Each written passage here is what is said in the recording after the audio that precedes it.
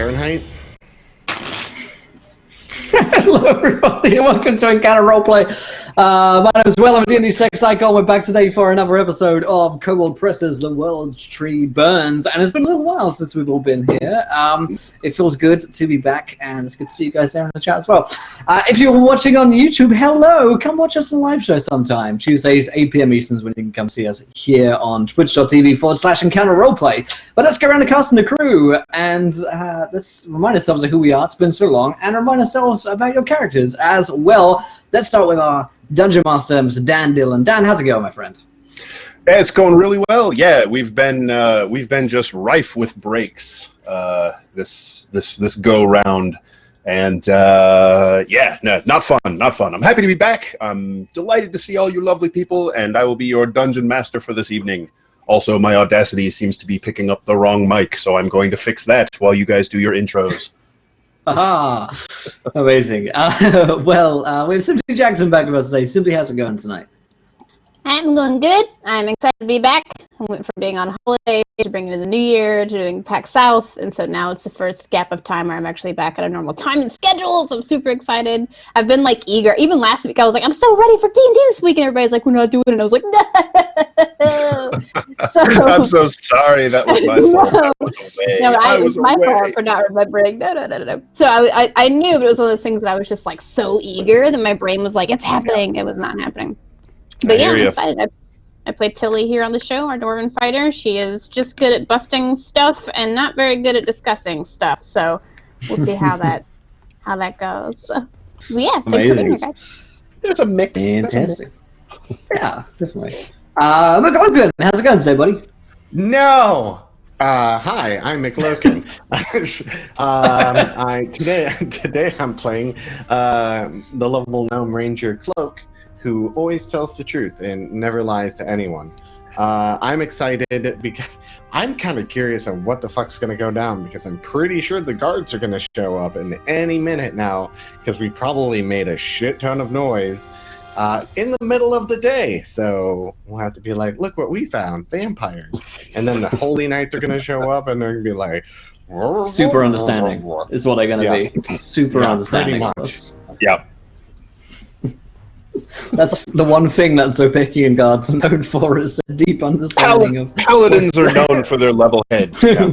But daytime murder is super chill here. It's gonna be great. That'll just not fun. Yeah, amazing. We have Scarlet Moth back with us tonight. Scarlet, how's it going today? I'm back! I've missed playing D&D with my World Tree crew. It's been over a month since I've played, so I was getting very sad and going through withdrawals and shaking. Addiction to D&D is a bad thing, folks, but we love it. So, I'm playing Rowan, the Dragonfolk cleric.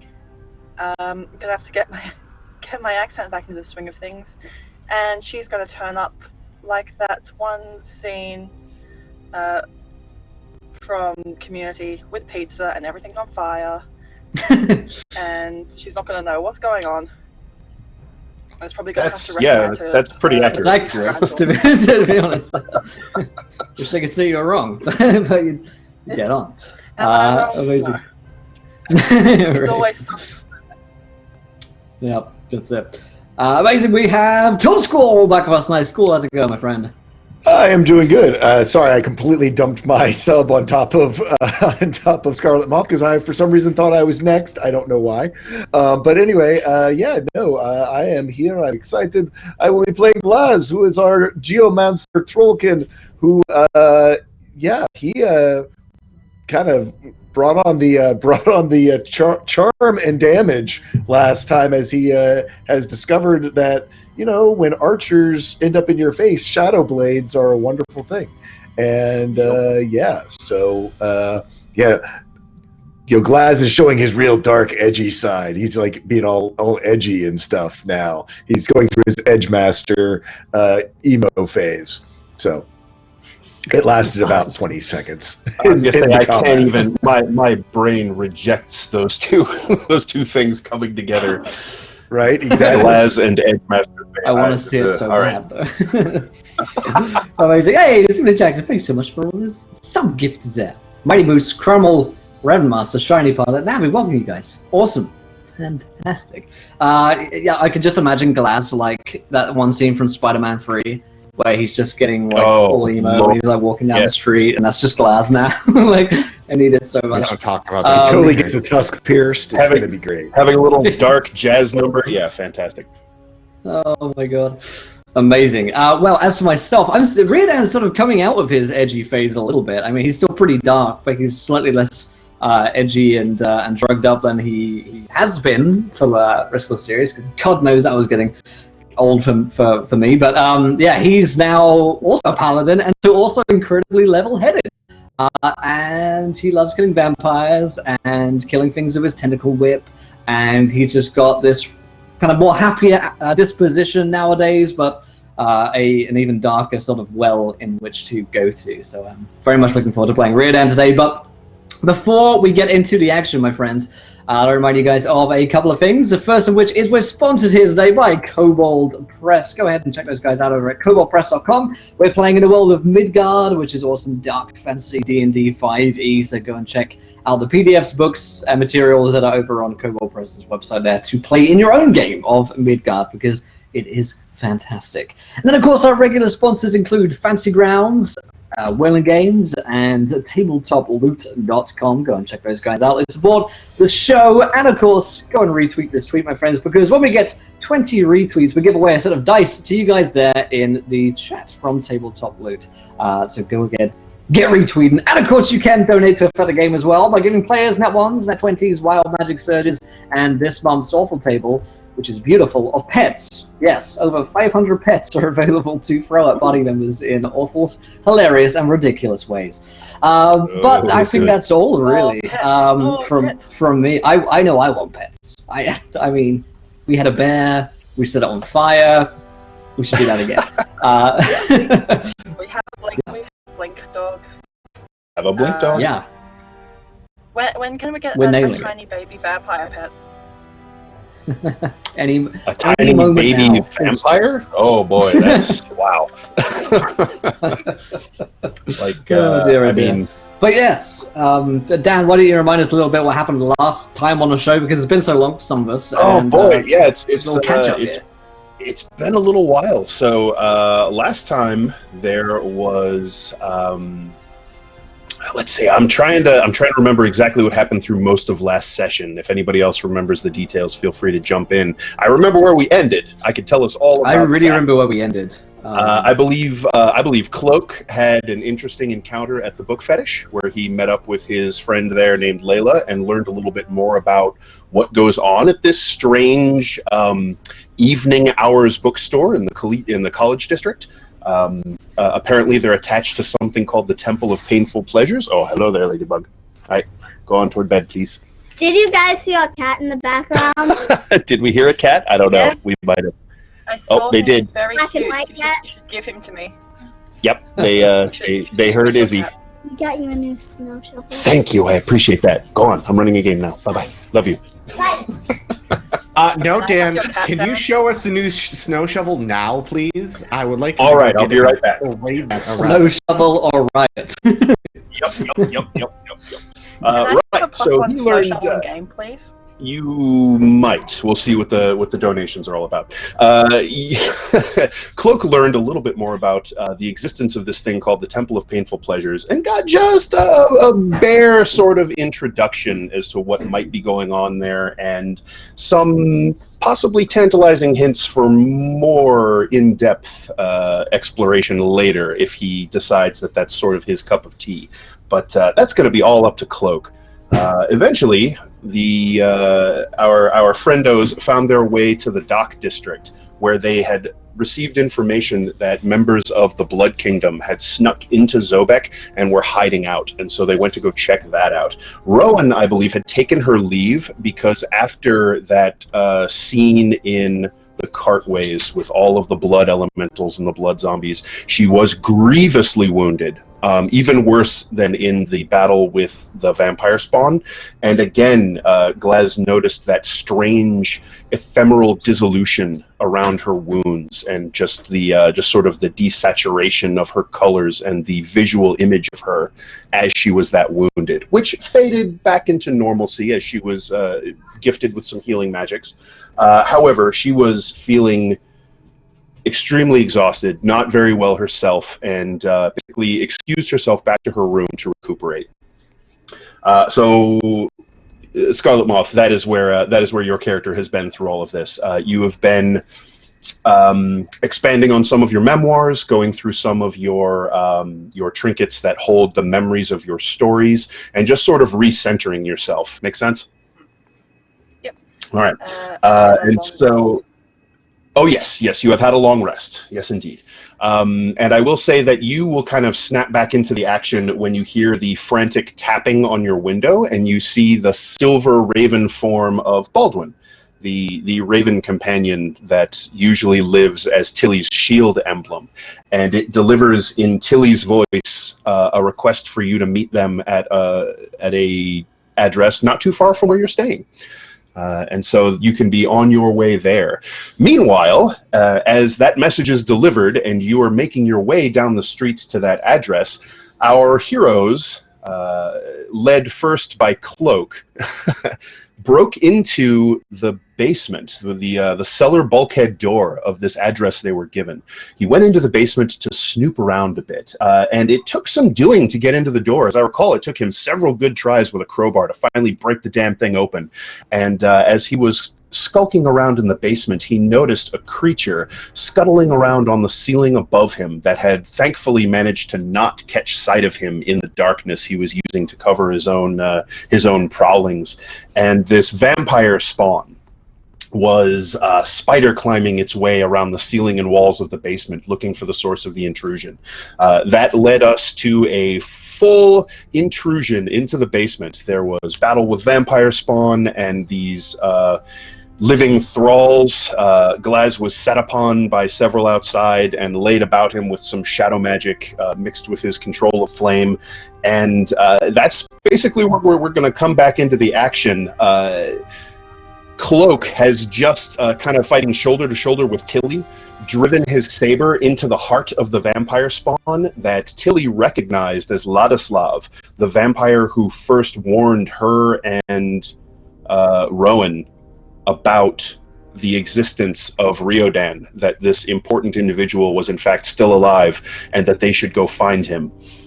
This vampire is apparently no longer any sort of ally, and Cloak runs his blade through the creature's heart. It screams in agony, and its body begins to disintegrate, decomposing rapidly into this thick, greasy ash that's raining down on he and Tilly. As Riodan has lashed his way through the thralls that were standing between him and the rest of the house, he pushed forward into the darkness of the basement, and he found a figure cowering, huddling in the corner. He could hear the heavy clink of chains and smell the dry tang of old blood.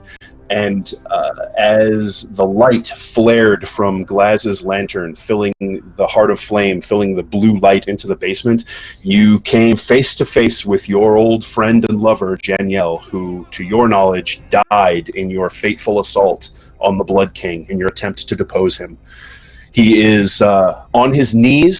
He's shackled about his neck and his wrists, and the chains run and are just sort of driven into a spike in the stone blocks of the wall. And one of his eyes is swollen almost completely shut, and there's dried blood crusting his lips and his nose, and the side of his face is an old, livid bruise. And he's just kind of cowering behind his hands and is just barely letting his guard down as the realization of who he's talking to slowly dawns on him. And that's where we'll pick up. Janielle? Yeah, yes, it's me. Oh, God. Praise the Red Maiden. You're alive. I thought they might have killed you already. What? How are you alive?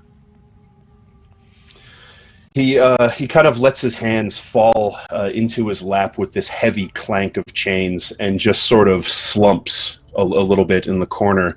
And he shakes his head and he says, sometimes I think it would have been better if I had died, but most of us survived that Darakul's magic. Most of us survived the blast. The rest were left to die, impaled on those bone stakes. They took me down. It was Kosinia. She stopped them from killing me. What? Kosinia? She's been trying to... sort of... He's in absolute disbelief. And then sort of realizes that he needs to help Geniel out of these chains. Let me... And he's going to, I guess, fumble around, try and find a lock that he can break. So there are definitely locks on the shackles, and if you want to spend some time working at it with, I don't know, maybe a crowbar or a hammer or a spike or something, you can break the locks open. What's everybody else doing at this time? When I see Riordan going for the locks, I get to use my rune finally. Ooh! So, Riordan, here, you do not want to hurt him. I have magic that I can use to open this, and I get out my my rune of Ehwaz, my Ehwaz rune, which is horses, freedom, and knitting pole, and I trace the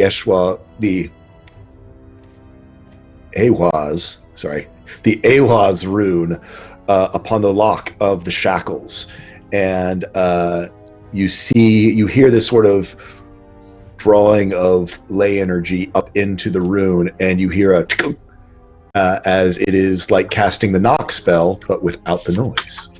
Yep. All right, so he spends some time inscribing this rune with colored chalk onto the shackles, and it flares with a sort of bright bluish-white light, and with a heavy click, the locks all pop open.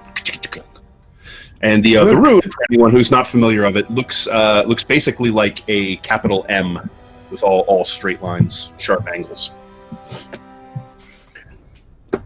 Tilly's going to be immediately telling Cloak, since he's right next to her, about Ladislav and the whole history with how he told us about coming over here and meeting Riordan. He used to be a follower of Riordan. I don't know why he attacked us. I'm not sure.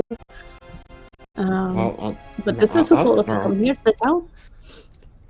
As she's like telling me all this, I'm also like going through shit to see if there's like any money and items, and also looking for a way upstairs. All right, so as this creature, apparently named Ladislav, was thrashing in its death throes and just sort of disintegrating all over you, and you have these sort of dark gray smudges where the ashes just kind of landed on your shoulders and your cloak and then smeared. His clothes just kind of go limp and fall with the big wet as these ashes sort of spray and splatter out from the inside of the clothes. And so you take some time going through his sort of personal possessions. You come up with a silver holy symbol of Morena, worth 50 gold pieces. And there's a pouch that has a heavy clink of coin, and inside it you find 10 platinum pieces, and they are of they're of Krakovan mint. Okay. So what was Does once? Does that mean I can't use them here? Oh no, you totally can. Just Okay. they're not local coinage. I will gladly take. As you are poking around in the pouch, there is almost like a little side pocket in the coin purse. It's not really hidden, but it is separate from the rest of the pouch, and it has like a little separate button fastening it. Okay, I'm gonna look in that little device. Okay, so you pop it open, and there are 5 strange coins tucked inside of it. I'm see if I can Going to examine the coins. Sure. While you're examining the coins, Rowan, you come across the address in question. Around the front, it looks to all the world as if this place is deserted or maybe just closed up. There's heavy curtains and shutters closed tightly over the windows and curtains on the inside if you kind of peek through. It doesn't look like the place is run down necessarily. It just sort of looks like there's either no one home or they're not interested in guests. And I can't remember, Tilly, if you told her that you were going into the basement. I think we just told her because it's so short. We told her the address. Right. We told her definitely vampires, and that if she needed to come, she could come, and that was it. Okay. Did we drag the... Baldwin's still with you, yeah. Oh, so he would definitely take you around the back. Yeah, he knows where he was given the message. What's up, Did we drag the archers inside, or there are two dead archers laying in the street? There are two dead archers. They are not on the street, remember. They were around the back, and the back of the house is basically not up against another street. It's up against the river. So there's no other houses or businesses right on that back end there. Now, it's open to any river traffic. However, you guys waited until there was nothing close by. So there's a clean view to you from the tip of the gullet, that long kind of banana-shaped swoosh of an island where all the warehouses and docks are. But you're a good 500-600 feet away from the closest place anyone could see. So there's almost no chance they would see dead bodies lying there. It's very possible someone might have seen the battle in action, in process.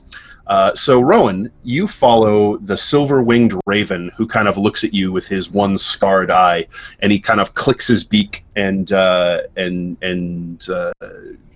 wings down the alleyway, and you follow him around the back. And as you come around the back, you can smell a strange tang in the air, the after effect of some form of magic. And in fact, as you get close, you can hear the echoing crackle of an invoked rune, just sort of hanging in the air around you.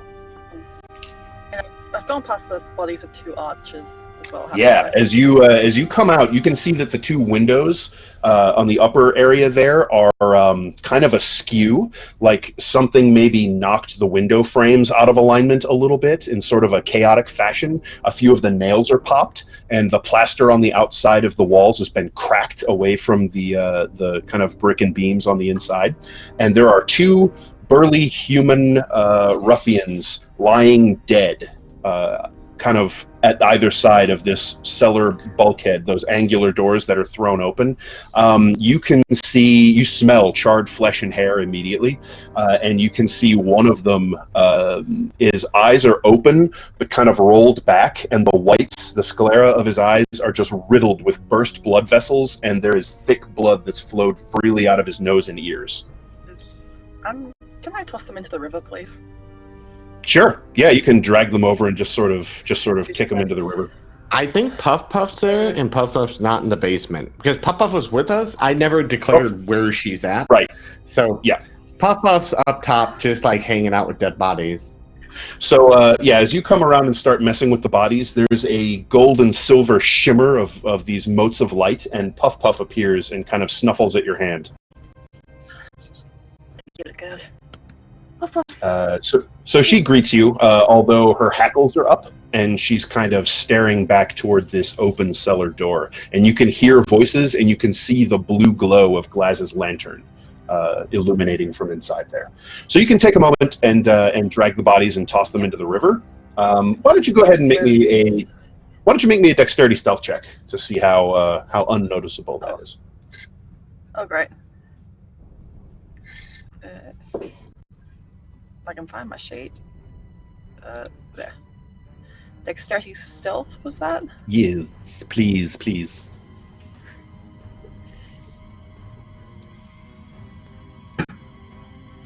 Ooh, good roll. That's a 21 total. All right.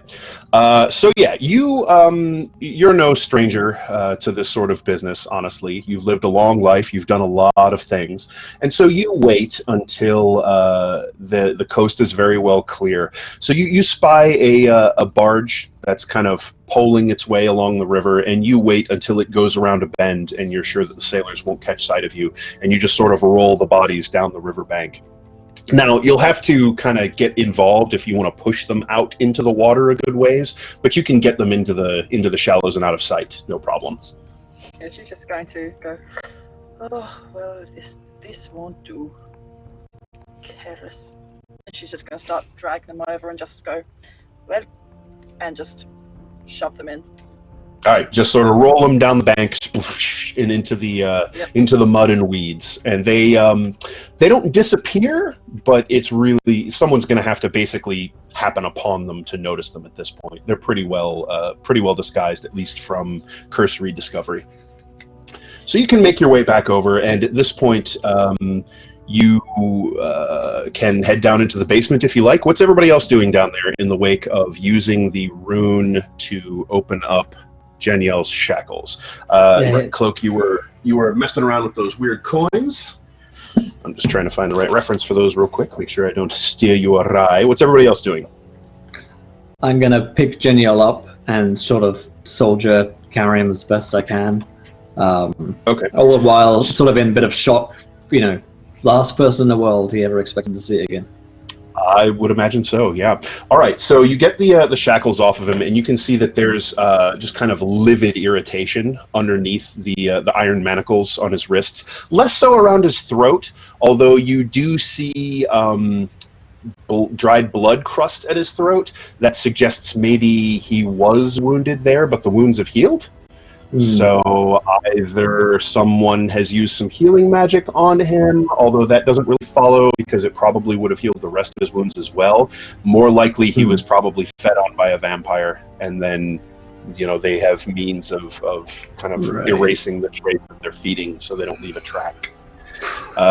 So he struggles weakly to his feet. His legs kind of threaten to buckle. You throw his arm over your shoulders, and he's really no burden to hold up. He's pretty thin. It looks like he hasn't been eating well, and he's not carrying any heavy equipment or anything, so you can support him easily. And he kind of lays one hand on your chest as you pick him up, and just sort of sighs gratefully and can't really find his voice at this moment.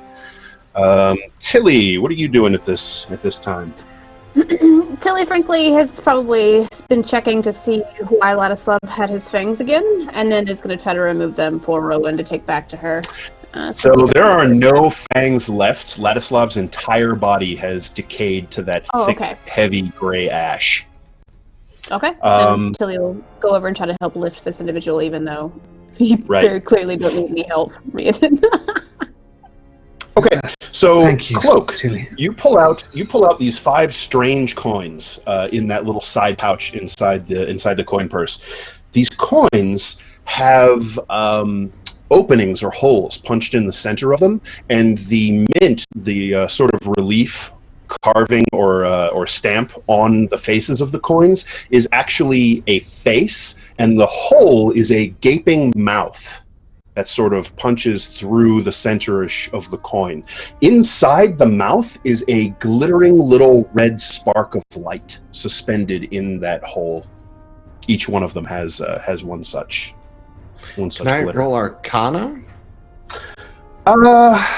Sure. You can make an Intelligence Arcana check. Okay. Dirty 20. Okay, so I set the difficulty at this one at 25 because this is pretty well outside of your area of expertise. So that is unfortunately not you've not encountered these before.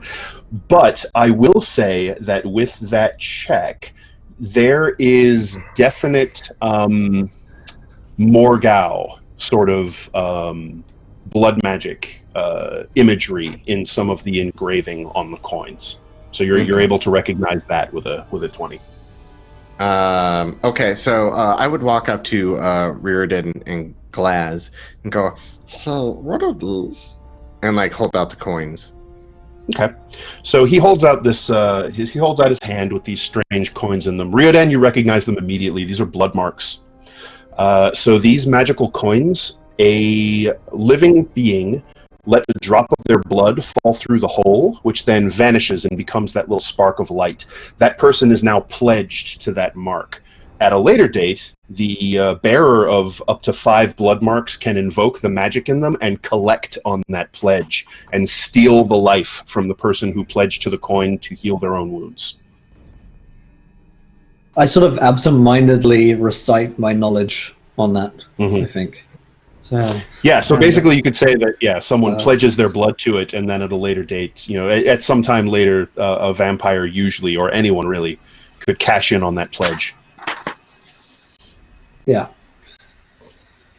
I'm distracted, clerk. Sorry. I have some pledges to I'm give. assuming Rowan gets down the stairs at this point. Rowan, you so a shadow darkens the sunlight streaming in, the morning sun streaming in through the stairway and the bulkhead, and you see the cloaked form of Rowan and the silver glitter of Baldwin at her shoulder. And Puff Puff. Killer call Baldwin. And Puff Puff is kind of picking up the rear. What is going on here? A little this, little that, You have a lot of vampires. explaining to do. Me? Rowan, this All of is you. an old friend of mine. And we met an old friend of ours too, but he's Oh, not a friend anymore. I don't have very many friends, so you might have to jog my memory. Oh, it's a joke, Rowan. Remember the vampire who helped us get here, Ladislav? The one you took his right. fangs. That's Yeah, he right, was supposed yes. to burn. No, he didn't. He's here, or well, he was here, and she points at the pile of rubble that was him. And he wasn't our friend anymore at that point, so don't. That was quite a shock. And then now we have a new / old friend of Ryodan, I assume. I'm sorry, I didn't catch the name. I was too busy helping the loot. Geniel. He's not feeling so well. So we should probably get him out. Geniel, you said Ksenia saved you, but she's been trying to hunt me down for some time now. I suppose saved is technically correct, but she kept me alive to steal all I knew of what we'd been doing. I'm sorry. I tried not to give her anything, and he sort of trails away and his head falls. And you know that between mundane torture methods and a vampire's powers of persuasion, over an extended period of time, there's almost no way anyone could hold out. Right. You did your best, old friend. Don't worry. But Rowan is right. We need to get you out of here before there were paladins nearby. They're likely to have been drawn by the sound and the ruckus. So there's a place. You'll be safe there. Would you like me to heal him? What was that, Ro? Would you like me to heal him? I can do that. Please. Just gonna take a look at it. Kneel down, take a better look at his wounds, and sort of grab his face and his cheeks. Most of his issues seem to be from deprivation and exhaustion, but he definitely does have, it looks like he's been beaten. He's probably suffering from some blood loss. Healing would help for sure. You guys can do that. I'm gonna investigate upstairs, or at least try to get upstairs, and see if there's anything more up there, or if any other clues exist up there. Are you sure that is wise? We know that we had archers upstairs who attacked me out from outside. They were on the second floor. I cannot imagine that there's not something or someone waiting on the first. Well, they would have been here by now because, we made a lot of noise, and they didn't come to their aid. Well, nobody stopped me coming in. And next time, how about you dispose of the bodies? Oh, right. Just leave Oops, them on the sorry. doorstep. That's my bad. For what it... They were taking a nap. How could you tell from that far away? Now they're taking a nap in the river, so... Speaking about intrigue, I'm just going to go and keep Are guard they going to at have it. a wet dream? Oh no. Too I soon? don't know what that is, but I think it's dirty, so mind your tongue, dog. Do you want a blood mark? Ooh. I'm guessing it's shit. I give her one. Yeah, he hands you a little kind of tarnished gold coin with this this stylized face with a gaping open mouth and a little mote of red light sparkling in the center of that mouth that is a hole that's punched through the coin. Shiny, shiny, shiny. Gonna put that in my pack. Ryodan, Okay. I admit I do not know much about the vampire culture and the Danthir culture as well as I'm sure that you do. I mainly just know what I've picked up in young adult fiction. But are vampires, do they actually sleep during the day? If they are actual full-blooded vampires up there, is it like in the novels where they are sleeping and would not be able to help eat no matter how much noise that we made? Is this our chance to perhaps rid ourselves of them? Or is that just fancy storytelling? I mean, there's no. I'm assuming down that there's no guarantee that they would definitely be asleep, but maybe there's a chance. Let's see. You are aware of kind of the. Yeah, I mean, you've been around vampires a lot. Why don't you give me an intelligence, arcana, religion, or history, your choice on any of those, and see how well you know what's what. Oh, that one. 4. Okay, that's all right. All right. So you don't know too much. You do know that vampires of any stripe, true full-blooded noble vampires, spawn. They definitely sleep during the day, and as far as you know, they need something special about their resting place. But this spawn was obviously up and active, so you kind of the best you're able to surmise is that maybe they can wake up just like you can if you're asleep and something disturbs you. I don't think there's any way to be sure, Glass. They can wake up same as you or I. I'm not feeling like I want to risk Jeniel any further. So I agree. if you wish to press on, then feel free, but I need to look after my friend. Rowan, did you heal Can you Jeniel? carry him?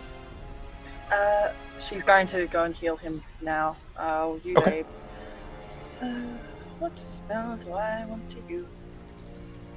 She's gonna, while I'm figuring out what spell to use, she's going to say to Ryodan, can you carry him? Get him to save. Yes. I'll start shuffling along with Tilly's help, I guess. Okay. And so you're So, taking him out of the house? Me to carry him. You want me to carry him? I carry him. Do you want me to carry him? No, it's fine. Oh, okay. We'll both One carry of him. you could take the arms, the other could take the legs, and then you can just swing him around for more momentum. He's ambulatory. He can walk just fine. Looks like he's a little. It looks a little bit like Ryodan looked for about 3 months. I'm thinking the dancing bear is just a couple blocks away. Perhaps Yes, it is. we can. That would be a safe spot for him. That is close We can by. take him back to our room. I think maybe we could keep him on his 2 feet, say as if he's a little drunker during the day, just to try not to draw any attention in case anybody asks, just because we don't. He says, I think I can manage to walk if we're not going terribly far. Yeah, but you smell like shit. He kind of glances down at himself and doesn't really have anything to say about that. Yeah, his clothes are a little filthy. I'm gonna cast, Glaz prestidigitates. At least this. Let me help with at least a little bit of this. You've You had can clean him up a bit. Yeah, you've had a rough... I can't even imagine how long and what you've been through. Let's get you someplace safe. Get some food in you. So you guys were kind of just... Wounds Okay, yep, give him a cure wounds. at 2nd level. 11. So Okay. All right, so the radiant energy washes through him, and he flinches a little bit from kind of the flare of light. It looks like he's probably been down here in the dark for quite a while, and his eyes still haven't fully adjusted. But you can see that he is now quite a bit less pale. A good deal of the split lip and all that dry blood sort of crusts and flakes away, and you can see whole unbroken skin beneath it. He now seems much better. At least a lot of his pain is relieved, if nothing else. It looks like he still hasn't eaten or drank well in a long time. He's probably suffering from blood drain, which is, as vampires go, they drain more than your blood. They drain the life essence out of you, and so that's going to require either much more powerful magic or rest to repair fully. But he's much less worse for wear now. In game terms, his hit point maximum is still pretty heavily reduced. He's got levels of exhaustion, but he is now no longer bloodied, so that helped him quite a bit, and he's able to move around a little bit more, and certainly for short periods he can probably fake it till he makes it for looking not injured and not ripped to hell. So you think you'd probably be safe taking him out on the street at this point, as long as you're not trying to walk him all the way across town. But you guys were saying a few things that caught his ear, and he says, if you're worried that Cosinia is here, you needn't fear that. She is not. She has found somewhere else to stay. She has found people of power to do her bidding in the city. I don't know who, but she was very excited about it. Pray tell me, Daniel, how can we trust you? You say that Cosinia saved you. Yes. And how can we trust that you are not working for her still, that you are not still enthralled by her? Rowan, this is my oldest friend. I trust him with my life. He sort of thinks over it for a while and shrugs and says, I suppose there is no way to know. That was one of the greatest difficulties in doing what we did. So you should take whatever cautions you feel necessary. Rowan's going to take Riordan aside for a moment. Okay. He'd be Okay, yeah, he wouldn't want to leave him, but he will. Yes. Are you sure that you can trust him? I am certain, yes. Janiel is the one who first started a rebellion in the Blood Kingdoms with me. He was my co-conspirator, and, truth be told, more zealous than I. And you are sure that he has not turned? From all I can I'm tell, certain of it. He's been tantamount tortured. It would have been impossible for him to resist Ksenia's tortures, but they are to break him, not to turn him. After all, she kept him locked up like a beast. She wanted him on her side. Well, perhaps she could have done. Someone breaks their will. It breaks. He may not need to turn, but he may now be weak-willed. What is to say he won't give us up? Give you over to the Blood Kingdom? Or do something foolish? As he said, there's no way for us to know. But I know this.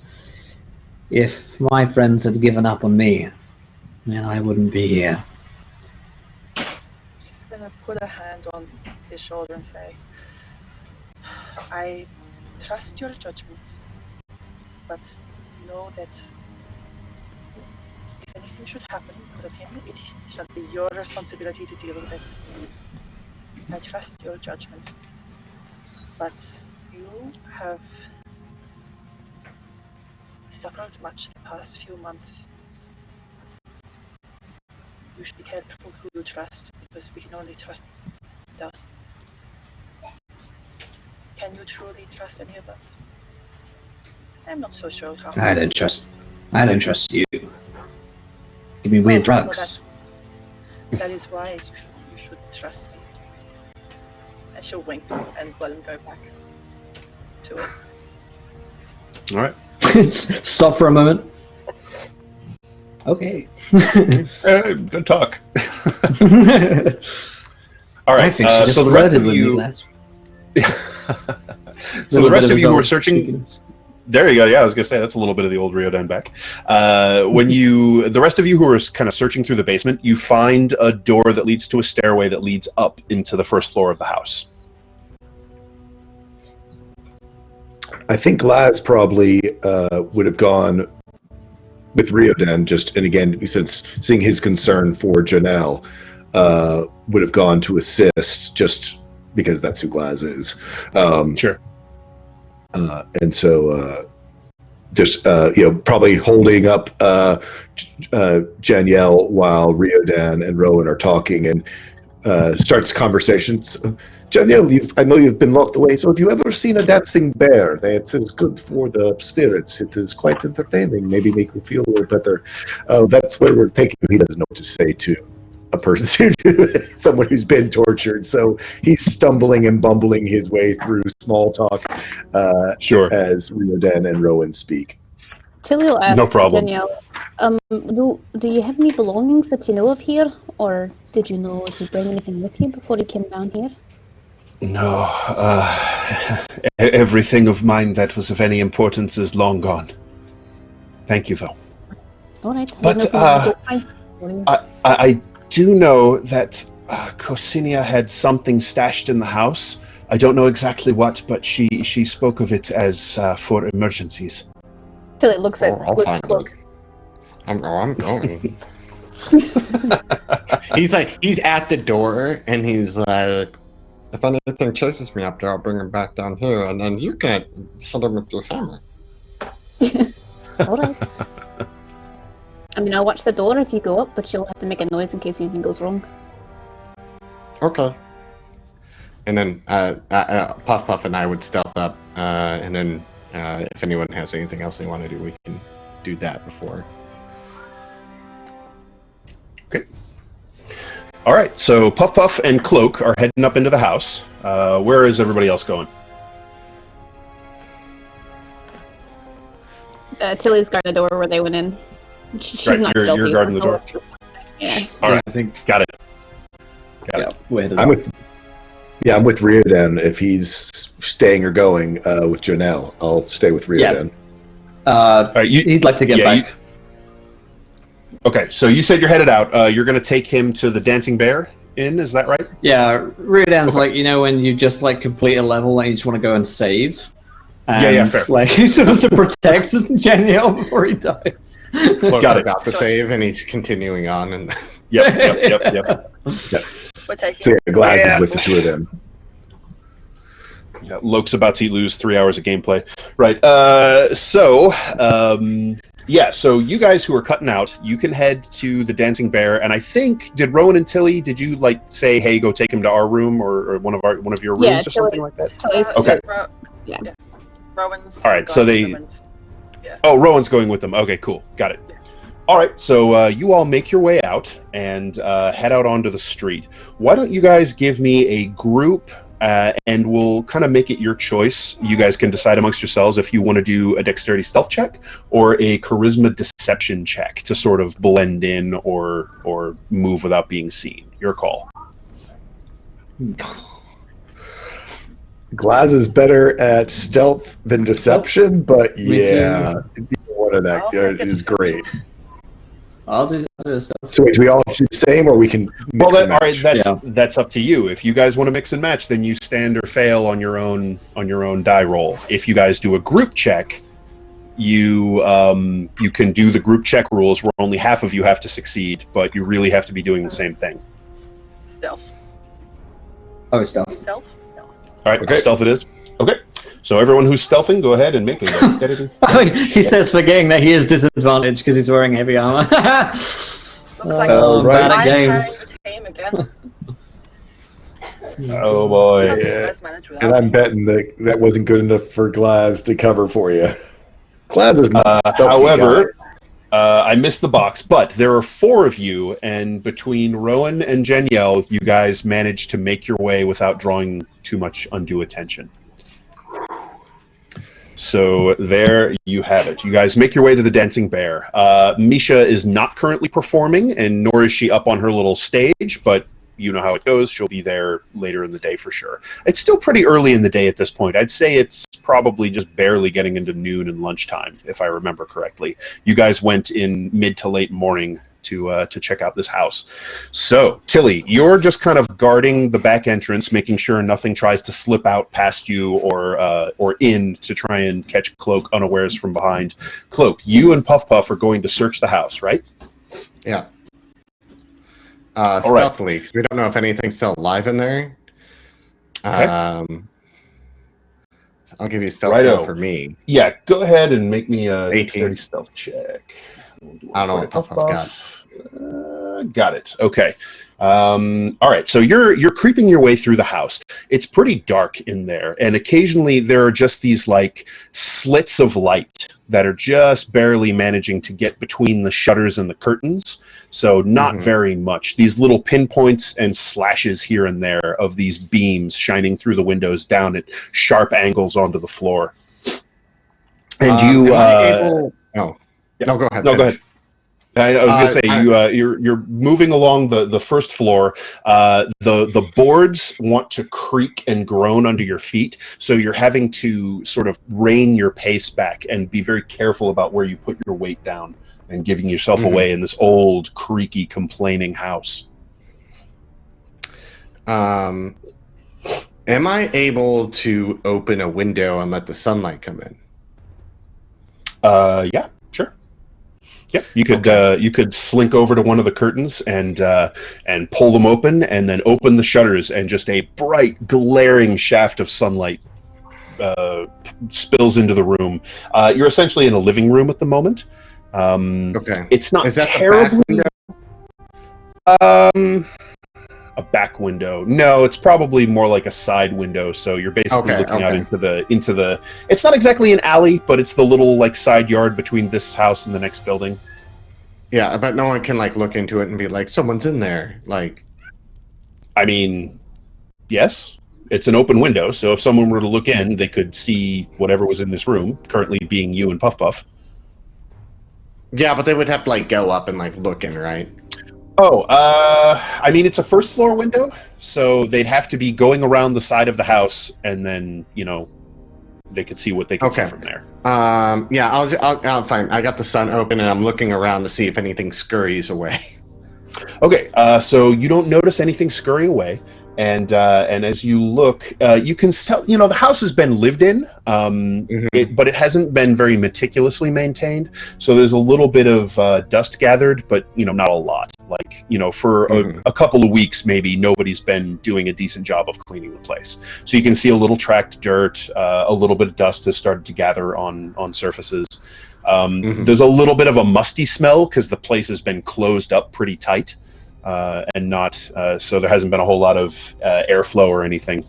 And you actually catch this scent, this unfortunately now all too familiar faint metallic scent of old blood.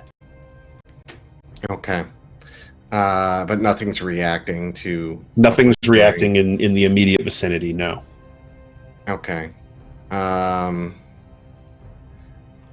So, I'm going to go down to the stairwell and be like, Tilly, I don't think there's anything up here, but if you want to come up here... Hi, all right. And she'll lumber her way up the, Clank, clunk, chunk, brunk. And I listen. Right. I listen when she's clunking up the stairs if anything stirs. Okay, make me a wisdom perception check.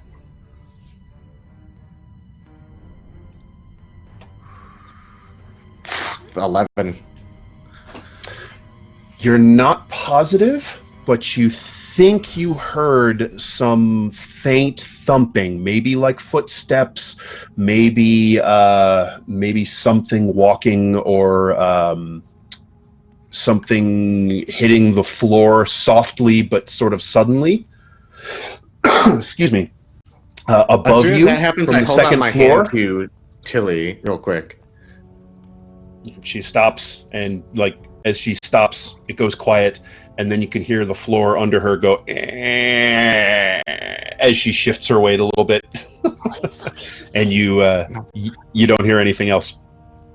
Okay. So it might have been her, but he's on guard right now, and he's like, "Just I thought I heard something, but be on guard. I don't know. It might be my imagination." No problem. All right. So, where would you like to go? What do you want to do? Investigate the home. Just kind of search the whole place? Yeah. Look for the secret thing. Okay. So you spend some time searching the first floor. You find a washroom that has seen better days.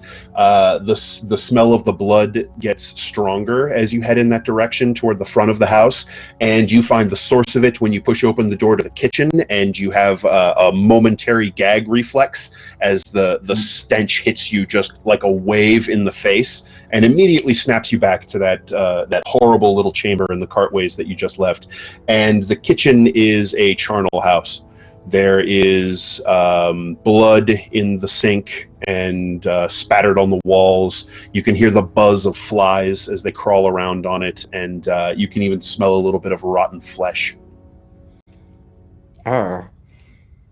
Tell me you don't want to go in there. I don't want to go in there. I have to go in there. You don't have to go in there. I'll go in there. Okay. You spend some time searching around, and I will say that you find there are the remains of at least 2 people just sort of rotting in the kitchen. Their entire bodies aren't there. You find an arm with a hand that, judging by the varnish on the nails and the sort of delicacy of the bones, was a woman's once. And you find a leg that looks like it once belonged to a dwarf. Oh, it's so hairy. I think it is a bit. I think you reckon that's. I think that's dwarven. It looks dwarven. Yeah. The stench is hurting my eyes. I know. It's like bloody onions. All right. So other than that, you don't find anything of interest in the kitchen. Okay. Then I mean, like, you would like look in the living room and all that kind of stuff, and do like a full like thorough and see if there's like stuff hidden somewhere. Yep, I'm just hitting the highlights of the interesting things that you find. So you go back through the living room, nothing untoward there. Heading up to the second floor, you find several bedrooms, a few of which they kind of smell like sheets that have gone maybe a week past really needing to be changed out and washed. And those are the windows that are overlooking the backyard, and you can see that the plaster in here is cracked from whatever strange magic Glaz was doing that had those thugs falling all over each other. And you can see their discarded heavy crossbows up here, as well as a couple quivers of bolts. In another bedroom, this one is those much... in a handy haversack, by the way. Oh, yeah, sure. So, yeah, he picks up the crossbows and just kind of tucks them into this satchel, and they just, like, Mary Poppins right down into the main pocket. Fancy bag there. What have you got? You guys, like, tries to peer into it as you... There's nothing. You see it? Look. Yeah, he opens up the bag. You look in, it doesn't look like there's anything in there. Did I hear a cat in there? Is there a cat in their bag, too? Shh. Okay, all right. All right. So you continue searching the upstairs, and you find what must be a master bedroom, and the door is locked. I don't know if either of you has thieves' tools, or if we call those thieves' tools Tilly's Warhammer. I also have a thieves' tool called a crowbar. Yeah, there we go. So between the two of you, with hammer and crowbar, you guys reduce that door to flinders and make your way into the master bedroom. It's very nicely appointed. There's nice furniture in here. There's a large, probably queen-sized-ish bed with posts and a canopy. There's a large wardrobe. You search through there. It has clothes in it. They are. There's actually, we'll say there's 5 nobles outfits in there. They are of various styles, women's clothes. Tilly holds it up. It's not really my style. I hold them up to Tilly, and I was just like... I think it might be too long for me. They'll Honestly. need some alteration, yeah. Her shoulders are a bit broad, yeah. So 5 nobles outfits. Vibrant red is not my cover. Maybe more brown, black, More brown. earth tones. Yeah, no, these aren't brown. earth tones. There's gold and silver. There's some black and crimson. There's a variety of styles. Stuffing them in the Until bag. searching around underneath the bed, you find a coffin.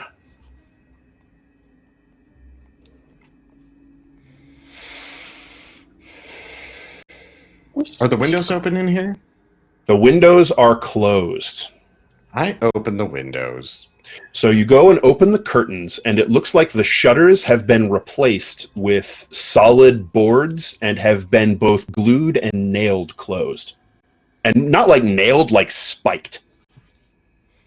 Like Tilly it goes would... back I can't... to- No, go ahead. I can't crowbar them? Oh, you can, but it's like it would take doing to open these things, and it would most likely be loud as hell. Tilly goes back to where the door is now on splinters and grabs anything that's close to a stake. Just Okay, in yeah, case. easily. Yep, easy enough. My sword is out, and I'm very tempted to also light this room on fire. But he's going to stealthily open the coffin. Is there anything else in the room before I do that? Let's see, what else is in the room? There is a lovely silk rug. There are a few wall hangings. And this room, it's got an aromatic scent to it, like maybe some sort of scented oil. Okay. So all of that horrible mustiness and stink of the first floor is just banished with this. It's a little overpowering, actually, the scent in here. A little much. The silk rug, can I take that up and put it in the thing? I want to sell it. Okay. Yeah, sure. So as you're rolling up the silk rug, you realize that some of this perfume sort of smell is coming from the rug. So it looks like somebody kind of sprinkled whatever on the rug as well as wherever else it is. So a lot of it is that coming makes up from everything the smell rug. nice. That's all. And I'm like taking this rug and like putting it in my bag, and I'm like, All right. So at this point, the main pouch of your haversack is going to be pretty well full. But Okay. yeah, you can roll up the rug and stuff it into the haversack. Okay. So, I'm literally probably going to offload this shit later today. So, Sure. so at this point, I'm like, I look at Tilly and I look at Papa, and I was like, okay, can I roll a perception real quick? What do you? Because I heard something before, and there's a coffin up here, and I want to make sure nothing is like watching us hidden in the Sure. shadows Okay. somewhere. Yep. Go right ahead. All right. All right. A 16. 16. Let's see.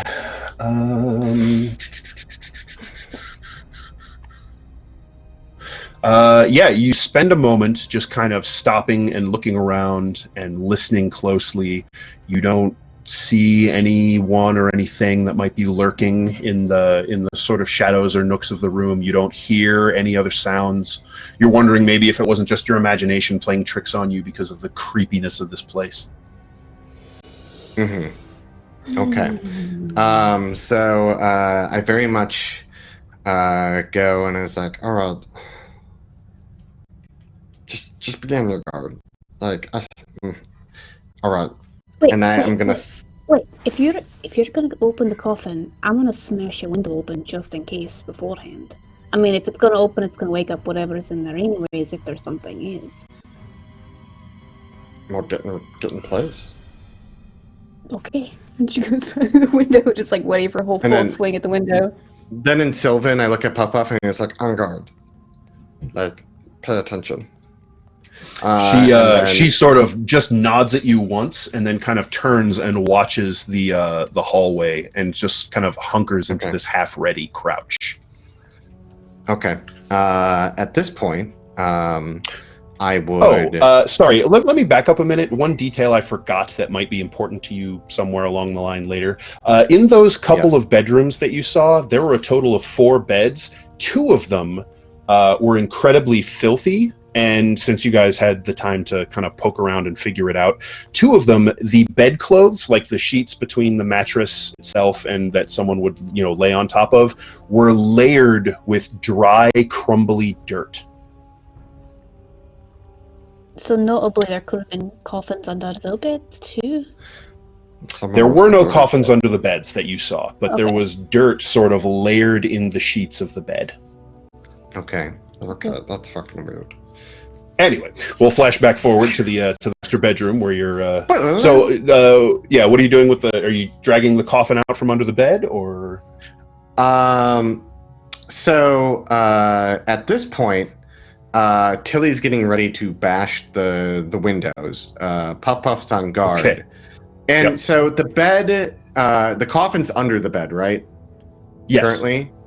Yeah. So looks like it barely fits. And what would happen if I flipped open the bed to the point where the bed's flying over, the coffin would be towards the window, and then that's kind of the key word where she starts bashing the window to get the light in here. So you're going to run into problems because this is a queen-size bed with 4 posts and a canopy that's all made of wood. Heavy wood. So there is no way. There is no way in the 11 hells of Midgard that Cloak is going to flip that bed. No, it's not. No. Are you going to try to drag it out? Because I don't know if you can drag it out. I don't know if there's going to be a problem. I don't want anything in there to wake up without anybody else being here other than us, frankly. Tilly's like getting nervous, knowing potentially. I mean, she's ready for a fight, but... Tilly's fought a lot of vampires. Yeah. Never a full-blooded vampire lord, though. Mm-mm. Just thralls and spawn. What do you want to do? I mean... Do you want to set the room on fire? If we're not in it, we can try, but I don't know what alarms that would sound for the city. We definitely would call the guard over to explain ourselves as to why we set the house on fire. No, we would start the fire and get the fuck out of here. Because whatever lives in here would have to go out in the daylight, and if it's a full vampire, right? It'd be like, oh, the sun, and then fucking set on fire and be like, oh. I don't know what vampires do in the sun, so I'm just really kind of pulling on my ass right now. They don't hold up very well. But I will say that, I mean, whatever we came up here to find that was his name, Janelle said that was up here. I haven't found it. Have you found anything? Because if you burn the house, you won't get it, but... I think this might be it, but I don't know. I mean, I'll pull it out and you start bashing that window, or bash that window now and then I'll pull it out. All right. Unless you don't want to. What are we doing? Do you want to get out of here? I just, we had a bit of a struggle with a few of them before, and I don't know exactly what we're into with the rest of this. We're fine. I'm just. Let's go I then. got a little bit of scratches. All right, let's go. And then. Bad ideas aplenty. Are you bashing the window open? So what I heard is it's go time. What's the plan? I think I'm gonna wait for you to creak and pull, and if there's any reaction, immediately bash. I'm not gonna bash first. And okay. If there's nothing in there, then Puff is watching the hallway. Okay. So I begin pulling out the coffin. All right, so you grab a hold of it, and there are in fact like these handles on the side that you would, or basically like a rail that you would expect pallbearers to grab if they were going to carry this coffin in a funeral procession or to load it onto a hearse. And it is polished black wood, lustrous, with silver fittings. And it looks incredibly expensive. So you grab a hold of it and you heave, and you do have to really kind of brace yourself against that heavy bed frame and drag it out, because it is not a light thing. There's a lot going on in here. This coffin feels much heavier than even just a big sturdy wood box.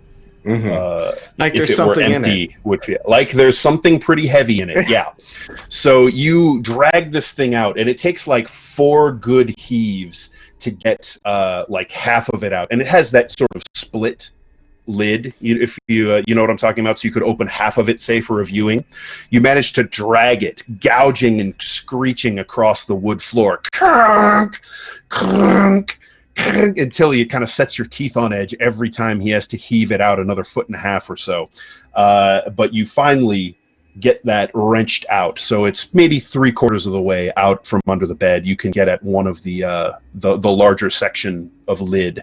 And it looks like there is a silver plated lock with a keyhole set in the side underneath the lids. Oh, God damn it. Are those locks I see? Oh. One lock, but yes. So And we haven't found a key at all. You have not found a key, no. Okay. Do you want me to carry it outside with you? That way whatever opens, at least it's outside. We could do that. I mean, if it's locked in, it's locked in, so...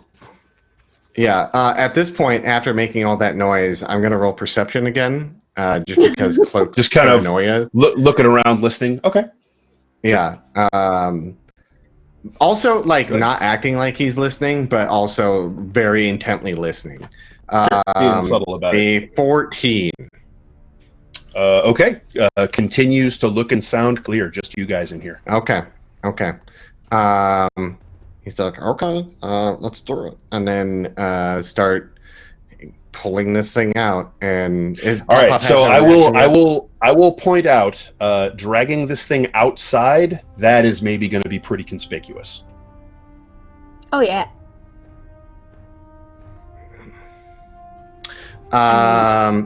Dragging it to the living room in the daylight, though. Where the windows are already open. Aye. Mm-hmm. Sure. Okay. We would take it down to there. Or even down the way into the other bedrooms with open windows. Okay, yeah. I would do that. Sure. Yeah, you guys can. So Tilly, I imagine you're going to help rather than watching him struggle with this damn thing that's gotta be like 3, 4, 5 times his weight. Yeah.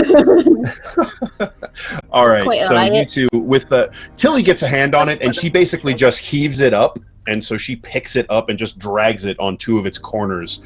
And when you pick it up, you can definitely feel weight inside of the coffin shift down toward like the low end. Something moved in there when you picked it up. Enough but of a weight there's shift. no other. Yeah, like something shifted down as you picked it up, as you picked one end of it up. So basically you have it by like the foot of the coffin here. The weight definitely shifted down toward the head. I don't know how I feel about this right now, Cloak.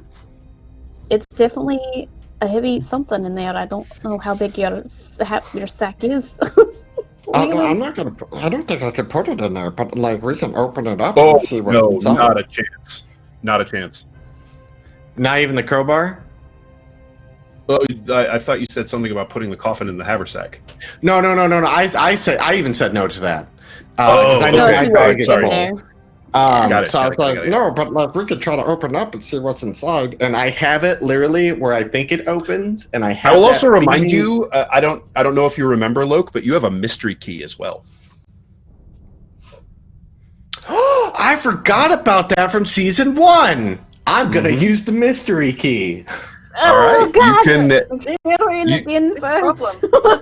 You can. So Cloak has an aha moment as you've been dragging this thing toward the door, and he's like, so you set the coffin down, and he reaches into his tunic and he pulls out a little chain, and there is a sort of strange, nondescript iron key hanging from it. And he takes it off, and Cloak, you can feel it kind of tingling in your grip. So I want you to roll a d20, and you pick which number is good. I imagine it'll either be 1 or 20. 1 or 20? Yeah, pick because it's got a 5% chance of working. So what's good?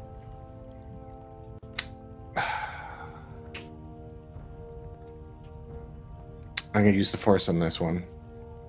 Okay. 20. 16. All right. So you take the iron key, you slide it into the lock, and kind of lick your lips beneath the mask, and you try to slowly turn it, and it doesn't turn. Looks like it wasn't meant for this lock. So you withdraw it and put it back around your neck. It would have been really handy if someone had donated a nat 20 for that. Ah. I miss nat 20s. And I can't. Can I sleight of hand it? I don't have a lockpick set though. Nope. Sleight of hand is not what opens it. It's going to be a dexterity check with thieves' tools. Otherwise, you're going to have to try and force it. Cloak, give me your crowbar, if you don't mind. Oh, here. And if there's any other windows in this room, Talia's just going to go ahead and pop them open. So you guys are basically still in the master bedroom, right? Or did you want to actually take it all the way down to the... No, we were going to move it to the other room where those guys jumped in. Okay. Oh, yeah, sure. Okay. Yeah, no, I'd say the two... Basically, those are like two rooms that adjoin, and each window in those are open. So... Okay. Yep. All right.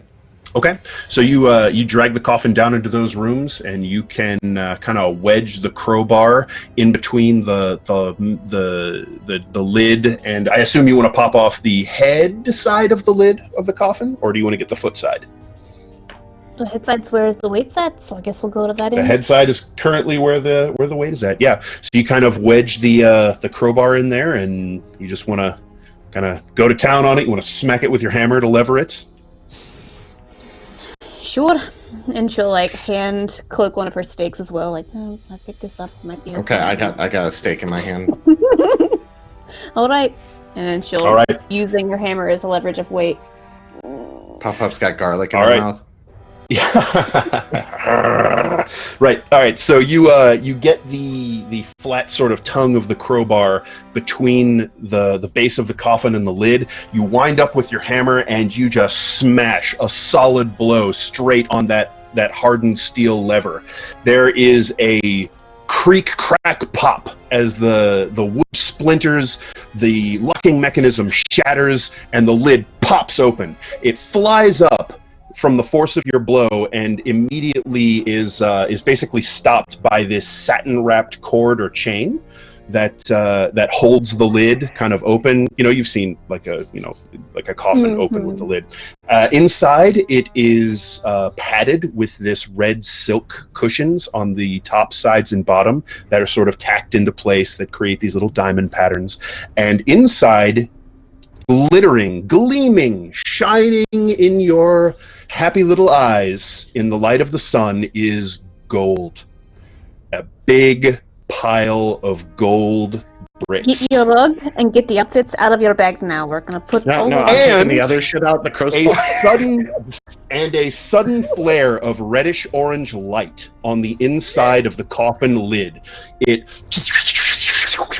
picks out into this strange glyph, flares incandescent, and then explodes in a wave of flame. So I need both of you to make dexterity saving throws, please. Let's do it. Why did we split the party again? I thought we were just doing shit. Okay. Oh, nat 20. Woo! Oh, now it comes out. I'm a little Mitt Romney. I didn't watch Vines lately. Oh yeah, we did good. Puff Puff teleported the fuck out of there. Oh yeah, you both done good. All right. So let's check something here.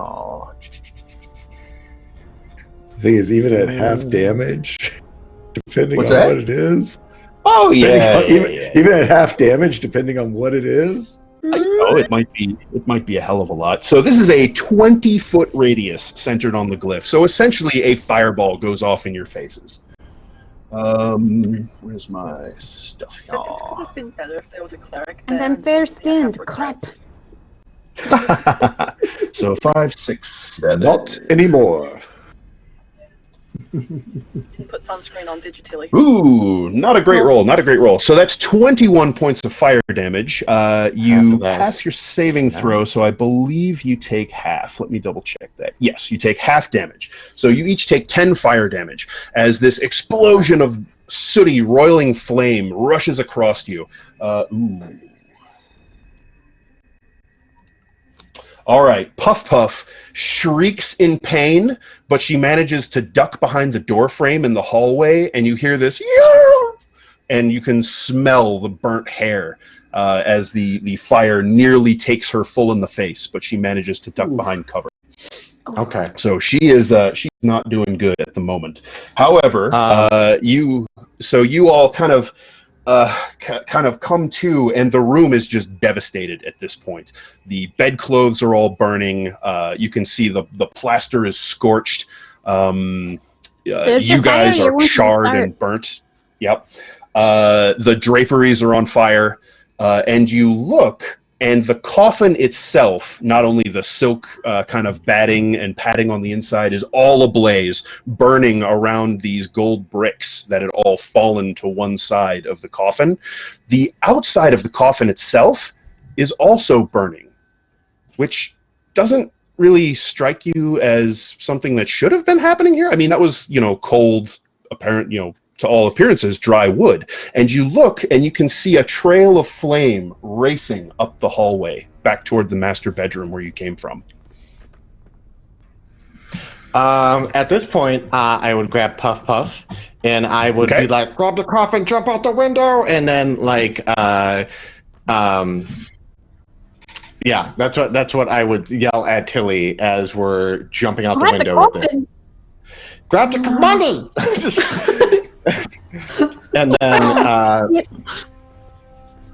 Indiana Jones moment. Yeah. Tilly is gonna try to lift part of the coffin, at least tilt it to the window. Oh boy. All right, so you're trying to do this in a hurry. Why don't you go ahead and make me a strength athletics check? Great! So basically... Oh boy. Old bricks showering I'm yelling on the in second Sylvan floor. at Puff Puff to go, like, go! And then... Puff Puff just vanishes. Froze money. Okay. Puff Puff vanishes in a shower of golden sparkles. Okay. Okay, you have to forgive me because I haven't done athletics on this yet. I have a +8 in athletics, so it's the it's your strength +8. Cool, got it. Yep, it's a D20 plus a total of +8. Your strength plus your proficiency. And then I have a +5. Because you are strong. Yeah. Oh no. I'm so sorry.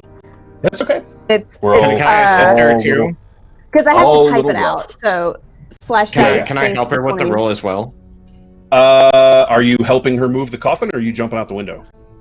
I'll help her move the coffin and jump out the window, kind of push it, so help her push it at the same time. So you can spend your action to help. All right, so you get advantage on the roll, Tilly. Okay. Okay. Okay. This is a lot because okay. It's okay. Sorry, I'm not used to rolling in this program, so it's a little weird for me. So /dice space D20 plus my 8 in athletics. Correct.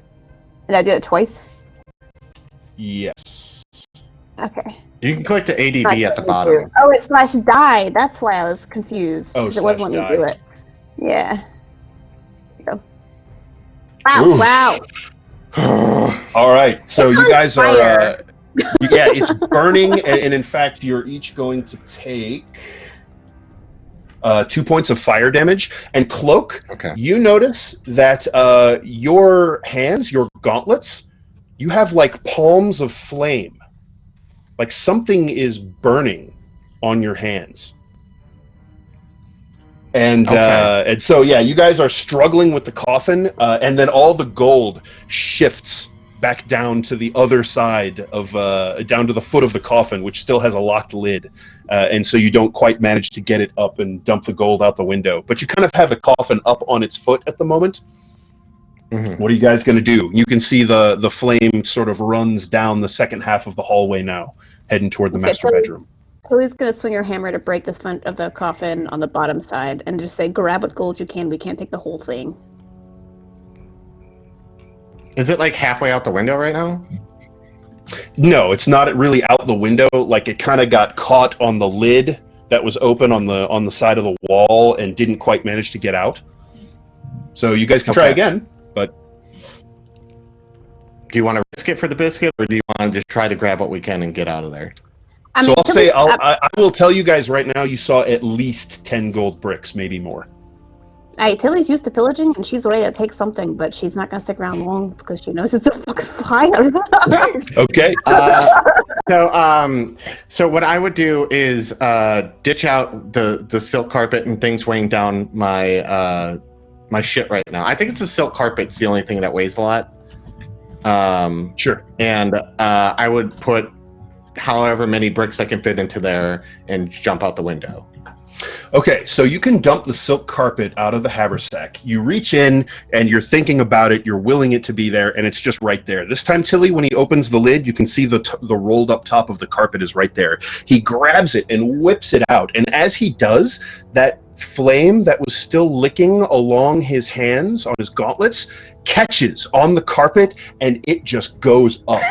Whoosh! And you smell this smell that's like a citronella torch or a candle burning as this carpet lights, and you're thankfully in the process of pulling it out and throwing it, so you toss it into the corner and the whole thing just goes up like a Yule log. Oh, that's what it's probably going to. Okay, so at this point I'm like stuffing gold into the fucking all right, so each of those gold bricks weighs 15 pounds. Okay. Do you want me to help you put them in there? Oh, I'm sorry. No, I'm sorry. They weigh 10 pounds each. Okay. So yeah, he'd be like putting them all in there until so he basically, couldn't fit anymore. if your haversack is more or less empty, you guys can dump 10 bricks total into the haversack. 8 in the front pouch. 12. 8 in the front pouch and 2 in each of the side pouches. So you have 12 bricks in the haversack, and there are still a few more in the coffin. Although it looks like at this point you can see it's 3. So at this point, as you guys are just dumping gold into the haversack, you hear a from the master bedroom, and you just see a second fireball consume that entire room and just blow backdraft style, 3/4 of the way down the hallway before it sort of peters out in a great belch of black smoke that rolls into this room. Grabs Cloak and Puff and pushes him to the door. Like, Puff's gone. Just go. Okay, Puff is already gone. She after she survived the blast, she teleported out. Oh, I thought you grabbed her. Yeah. Anyways, he grabs Cloak, or she grabs Cloak and goes, "Go, just go. We have to go," and pushes him out the way. Are you going? The last 3 bricks? Yeah, I'll go. The 3 bricks we can do without. We'll come back for the bricks. You each take another. You each take another point of fire damage, and actually, Cloak, I'm going to give you an extra 2 from dealing with the carpet and all of that. Okay. That going up in your hands suddenly.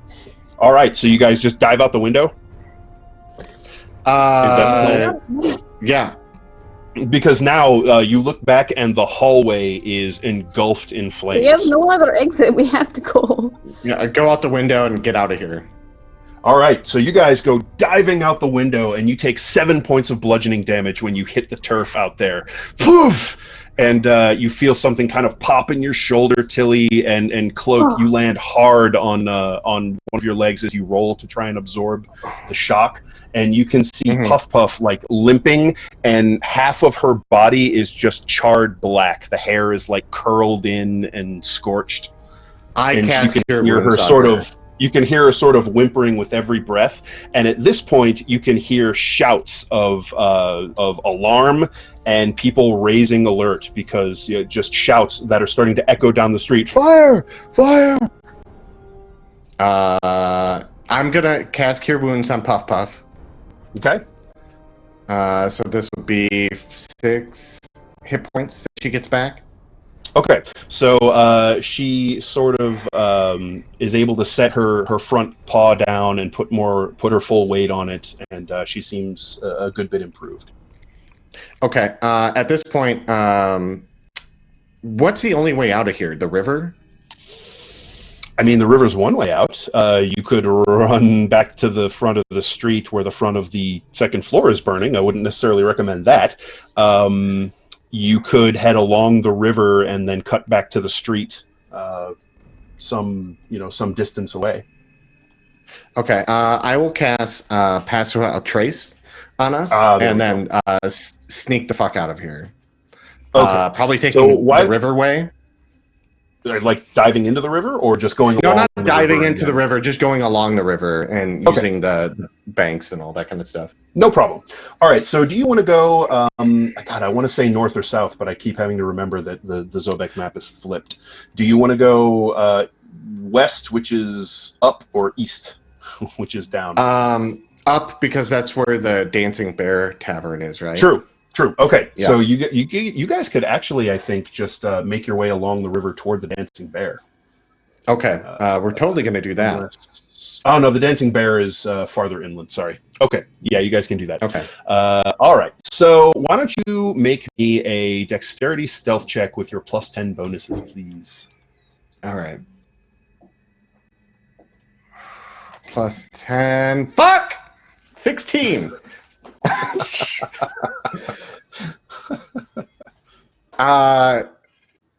Fuck! 11. What's Puff get? Oh, Puff got that. What's Tilly get?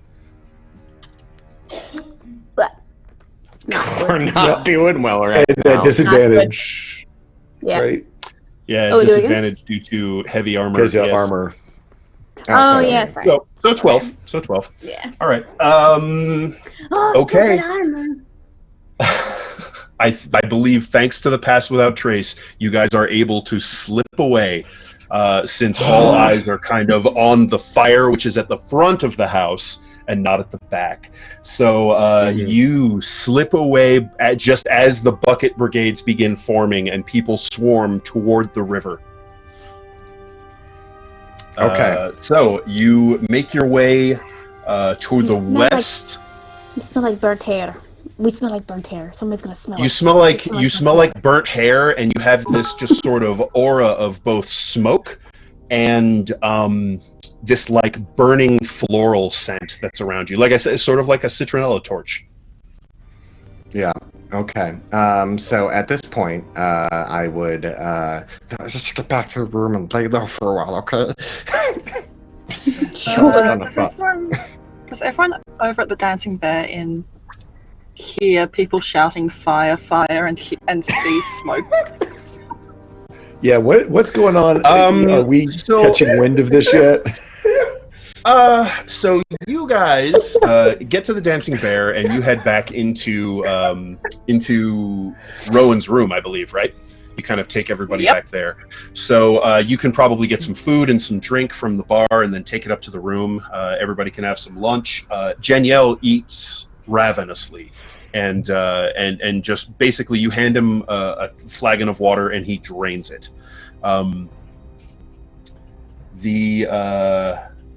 Let's see. Yeah.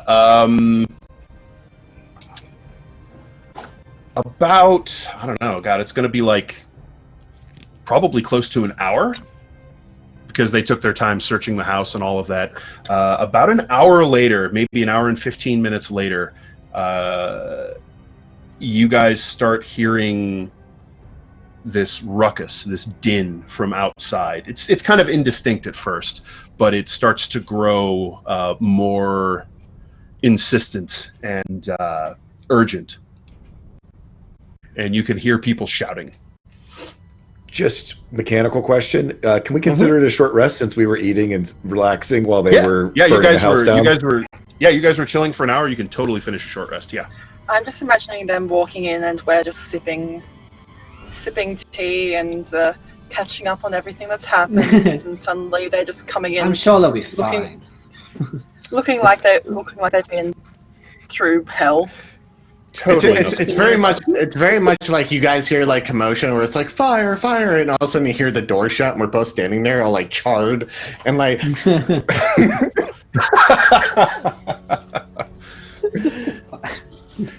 All right. So as you guys, how do you guys react to hearing this commotion from outside? It's not coming from the tavern. It's definitely coming from outside the window, out in the street. Go take a look. It's most likely them. So you go take a look. You crack open the window. You look around. You're trying to figure out. It's really sort of indistinct what the shouts are, and then you notice this great plume of smoke coming from the northeast, which is toward the river. And you pretty quickly put together that people are shouting fire.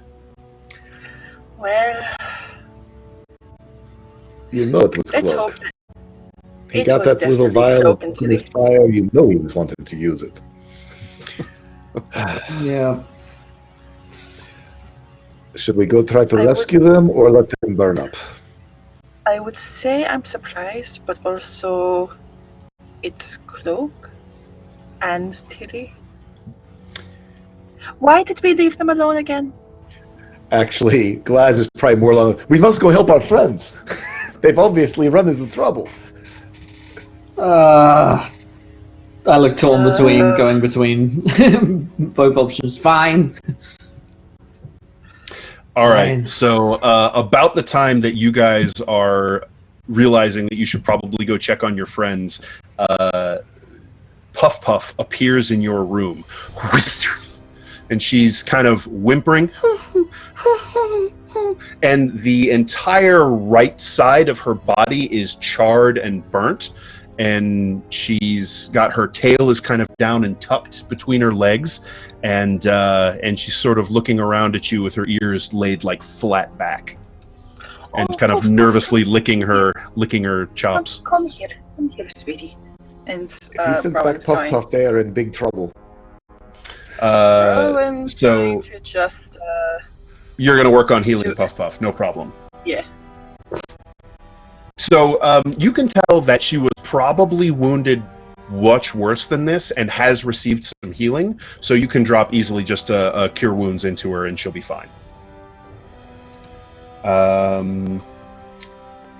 The rest of you can hear tromping on the stairs outside. I assume we can recognize the tromping. It's strangely muffled, but you could hear muttered dwarvish cursing along with it, so it's pretty clear who it is. It's fine. We're fine. We're I alive. just need a glass of ale. I need at least 2 ales. Just wait, 3. This is too much. I need a I'll start pouring ale out of the alchemist vial. All right. So you fill the alchemist jug with beer. When the lock clicks, the door opens, and a scorched, bedraggled, battered, just rough-looking pair make their way in. Tilly's armor is charred. Her braids are burnt at the ends and along the sides. They have pretty nasty burns on their face. Cloak is bloodied. Yeah. What the hell happened All to right, you? all right. Cloak is limping. He's probably got like a sprain. He sprained his knee. It looks like. Tilly looks into the mug for the beer. She like smells the beer. I have a mug like out, and it's like handing it to you. Are you all right? What the? Was it an attack? Well, Was okay. it? I shut the door and I go, Kind of. So we found a coffin, and we're like, hey, let's take this coffin to a room full of daylight. And then we did that. And we're like, let's open the coffin. And then we just Wait. What? You found a coffin. I had a stake. You found a coffin in a house full of vampires. And you thought it would be a good idea to open it. Without all of us there. I did say. I did say what was inside? that it would be nice Come on. to have you there. But She's it really strong. had a lock on the outside, so I thought, oh, well, if it's locked Was it on the a portal to outside, hell? May Why I are you on introduce you fire? for a moment to your cleric and your paladin, who have experience with things of the undead type, and your wizard. That's us. Okay, but look. Hi, nice to meet you. Cloak, do you want to tell So- them what we found? But keep your voice really low. Okay, everyone, be very quiet. And then I pull out 2 bars of gold. All right, so he reaches into his magical satchel and pulls out and kind of grunts with the weight a little bit 2 gold bricks. Rose gonna take They're a little bit charred. They have some soot and scorch marks on them, but yeah, those are. So he's like, Wow. So he's like 10 pounds Gold. True bars for of gold. you, true for you, true for Tilly, and there we go, true for me. Glaz looks very disappointed. You did this for gold. You did not know. Did you find out where Cosina Okay, is? this is what happened. We opened it up, it was full of gold, and we're like, look at all the gold. And then there was a rune on the top of the thing, we're like, what the fuck's that? And we exploded with a fireball. And then the bottom of the it blew up the other room after a little bit, and I had a silk carpet. That silk carpet was full of something that lit on fire really quickly. And here we are. We jumped out the window. There was a cool explosion behind us. And yeah. Now that he mentions that, they definitely smell like burning accelerant. So, like, imagine like an alcohol or other sort of like naphtha-based perfume or fragrance, and that was Can we take a bath? There's also a really disgusting kitchen. Very bloody. Oh yeah, that was full of body parts. Oh, that's gonna smell terrible. Oh. I believe that we should just give you both a bath. Right now, I don't want Group my bath? room smelling. Why not? Let's do it. I'd love to do it. I'd love to. Yes, I'm bathing. Group Not you, Ryodan. there is a bathhouse. I've got a big tub, and there's a bathhouse. We could all go, or we could just Tilly's use just my looking. tub. Tilly's just looking at Glaz like. So, If you know, Are we not what concerned happens- about that part of the docks quarter is on fire? You guys rich can now. now hear the ringing of bells. He's like, it'll be fine. I was concerned until I found out it was these two who did it. Now I'm less concerned and surprised and more disappointed. I mean, maybe look, it will shiny. rain. Am I the only one going to shower these two with trees? I mean, honestly, you guys did great. You got away with a bunch of gold, found a classic vampire trap, and now we're going to take a group bath together. I mean, it's a good day. I found my oldest friend in the world. Immediately orders another beer. I've got. We're in your room. It makes 5 gallons of beer. Yeah, Glaz comes over and pours you a beer. In the middle of the bar, going like, hey guys, They look what I order- found. yeah. all right. So Unless yeah, Glaz you just is your sort of waiter. you just sort of wave your gauntleted hand to Glaz in the keep it coming motion, and he just slides the alchemist jug over to you with its 2 gallons of beer in it. Can she test to see if she could lift it to take it to her bath with her? Can I? Tilly, 16 Charles, pounds. do that thing Yeah, you can lift where it. you- Tilly's got like Looks like- Tilly's strong enough to lift Oh yeah. 16 pounds. Rowan's doing that Oh, yeah. when she's grabbing Tilly by the scruff of her neck, like a kitten. It's like, we're going to the bathhouse. because I need to give you and Cloak both a good wash, and we're washing all of this, Papa. whatever it is, off of you, and getting rid of the evidence. Yes. All Was right. there anyone at Sure. the bar when you came who may They have didn't see us. seen you? No, I cast that one spell. They might have heard my feet, but there's also a dancing bear down there, so they might not have heard anything. So, This is true. Also, look at your poor dog. I know. I tried healing her. And So, it's like, Yeah, she's kind of like gone back over next to Cloak and is curled up next to him at the moment. I thank you for healing her. She looks a lot better now. Is her fur growing back yet? I mean, looks better, but it's still like, Yeah. Imagine somebody did that stupid spray, spray some hairspray into a lighter thing near your head, and now you have that little crispy patch. That's what's going on there. It's only where the armor isn't, right? Because she has the armor. Yeah, she Okay. wears barding, so most of it is okay, but like along the side of her face, her ear, one of the ears is noticeably, the shag on it is much shorter than on the other one. Yeah. Okay. So he match as I point to my ear that was burned off by the dragon. That's right. That's Tilly- right. Tilly has She kind of opens her mouth in this doggy grin, and her tongue lolls out at Glaz.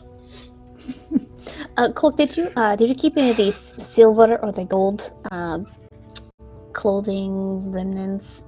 Do you mind? Oh, yeah, hold on. One. And then he pulls out fancy You pick noble the shiniest horse. one and gives it to told him to give it to Rowan. See, it's shiny for you. That's what we found. Shiny Well, dress. Look, you can't just play.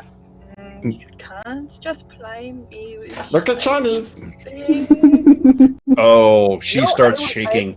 I will not be. I will not be. There's cloth of I- gold. I will It's be got right. It has little iridescent seed pearls. She's I just thought about Her gonna, you. eyes are dilated. She's like, ha. Before the fire, she's gonna snatch it from you. All right. And just gonna start So what's the throwing plan? it Are you guys actually heading across town to the bathhouse? Well, I gave everyone 2 bars of gold. So how much is a bar of gold? So each of those bars is 10 pounds. They are 500 gold pieces worth. Whoa, I got 1,000 gold? We are so Mhm. rich. And I will remind you that Tilly was side-eyeing you pretty hard when you said there was 2 for everybody. I might not be a smart So- dwarf, but I can count. That's something. What I look at her as everyone's discussing and looking at the gold. And I was like, what's discussing the truth? She's giving him the "you're gonna buy me every beer I ask for from now on out" eyebrow. Flash needs another. I truly wouldn't mind the bath, but I'll get out of this armor. It's still charred. But I'm sure that we can put down the bars of gold for a moment and get some bars of soap for both of you. And for me, because Well, I'm still not Jonelle so is still a mess. Also, I mean, prestidigitation only can get you so far, right? Let's, Yeah, I've kind of got a press yeah. thing. let's Well, bathe you, as well.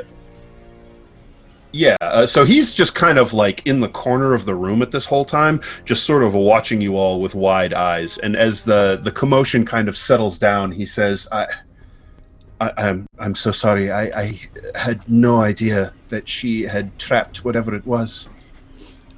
Shit happens. I mean, I hadn't had an adventure like that in 20 minutes, so it was pretty. It's not your Is fault, Jeniel- Jenya. Is Jeniel a vampire or a dampier? I imagine he's a dampier because you walk. I thought he was a outside. dampier, yeah. Yeah, he was he's yeah. Okay. one of my people. Here, let me help you Yeah, out. He's like, no. He's like, no, we insist.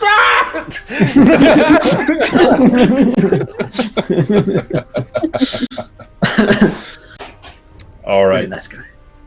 Yep. All right, so what's the plan from here, folks? Head to the bathhouse. All right. Yeah.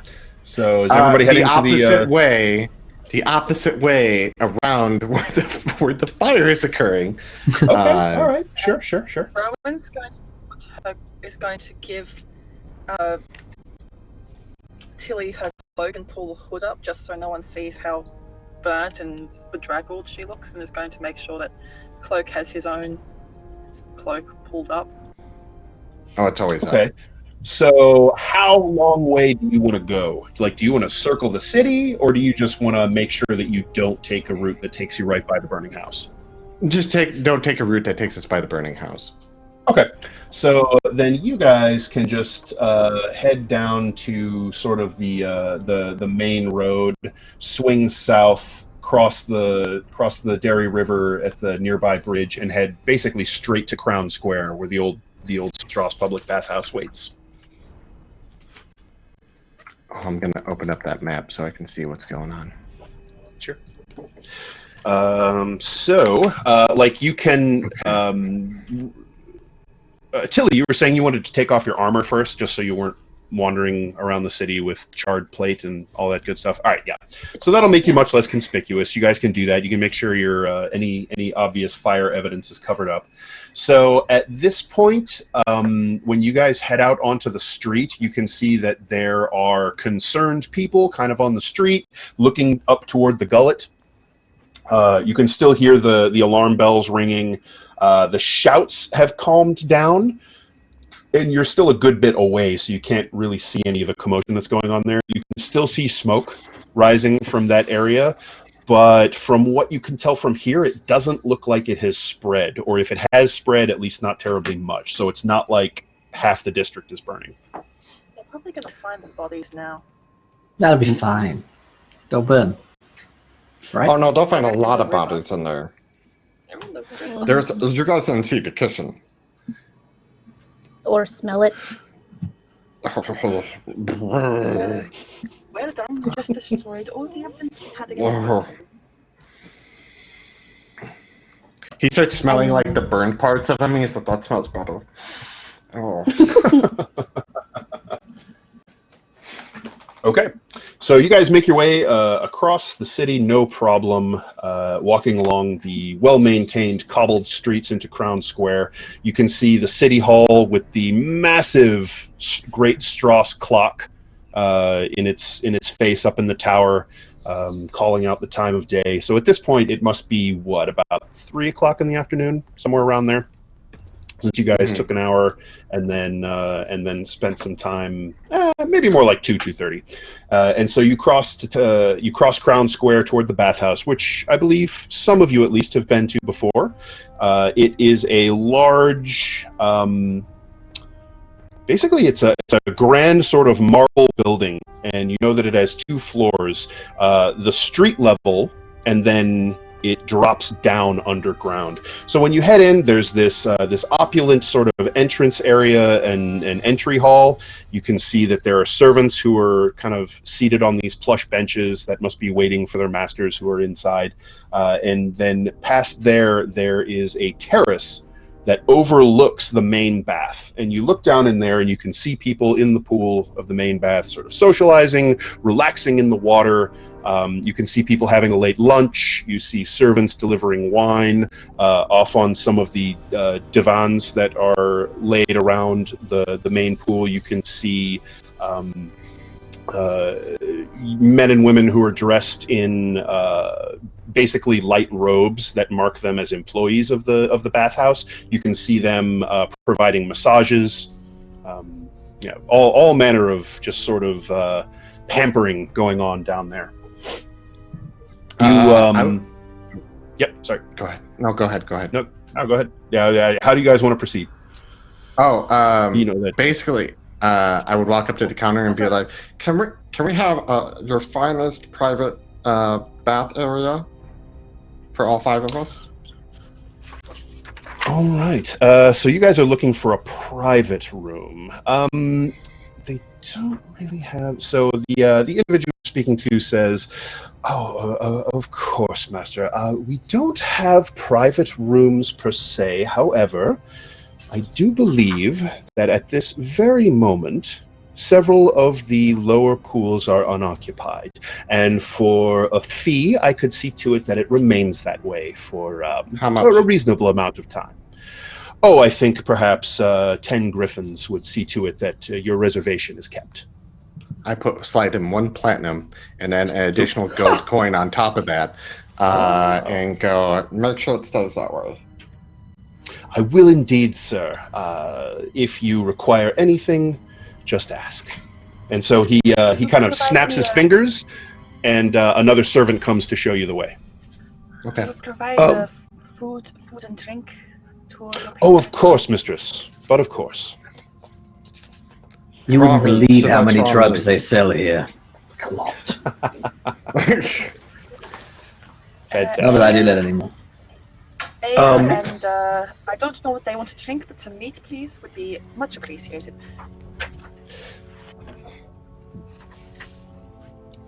I need Quick question. Water. Mm-hmm.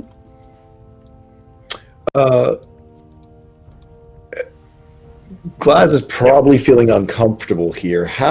What is sort of any attitudes towards Trollkin being in the public baths? I know we're not very common down here, kind of seen as, I mean, is it all's cool in Zobek, or is it kind of still, also since I know I've got that low esteem thing or whatever, I'm sorry. Status.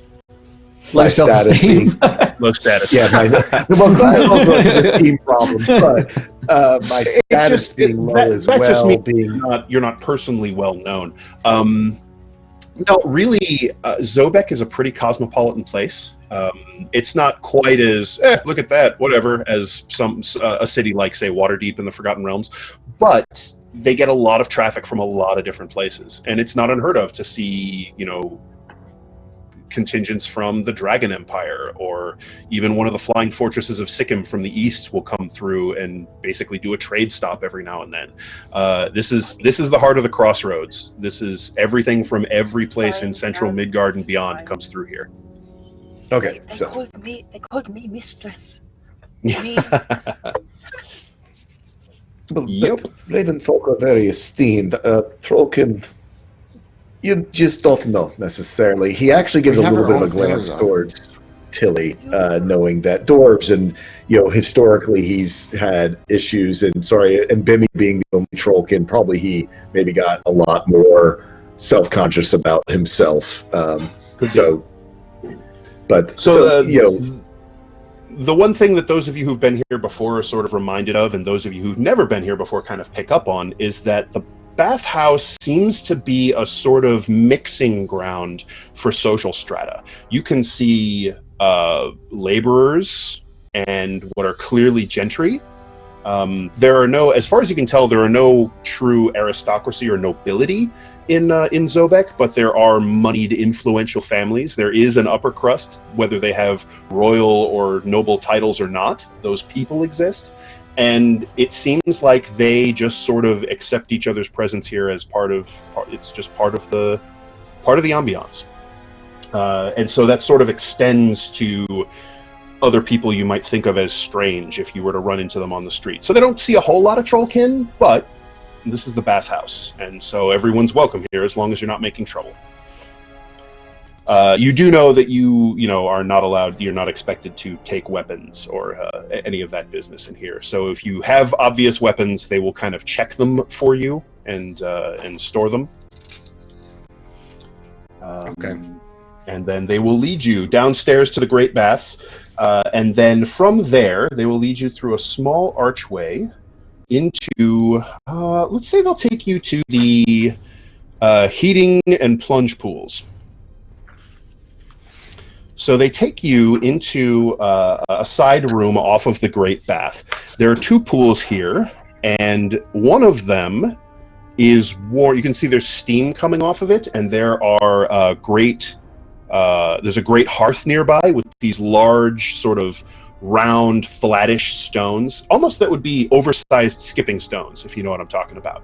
And those are heated, and it looks like they have been placed into the water directly from the hearth to kind of heat it up. And you can see there is an interesting creature coiled up near the hearth.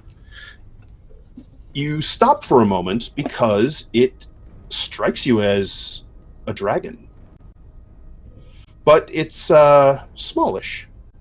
It looks up, blinks its eyes, and it has this bluish-gray, almost silvery coat of scales, and kind of lifts its head off of its crossed paws, where it was just sort of lounging, kind of in the steam from the heated bath next to the hearth, notes each of you and the servant that led you in, draws in a deep breath, and then exhales a great burst of scalding, boiling water into the heated pool.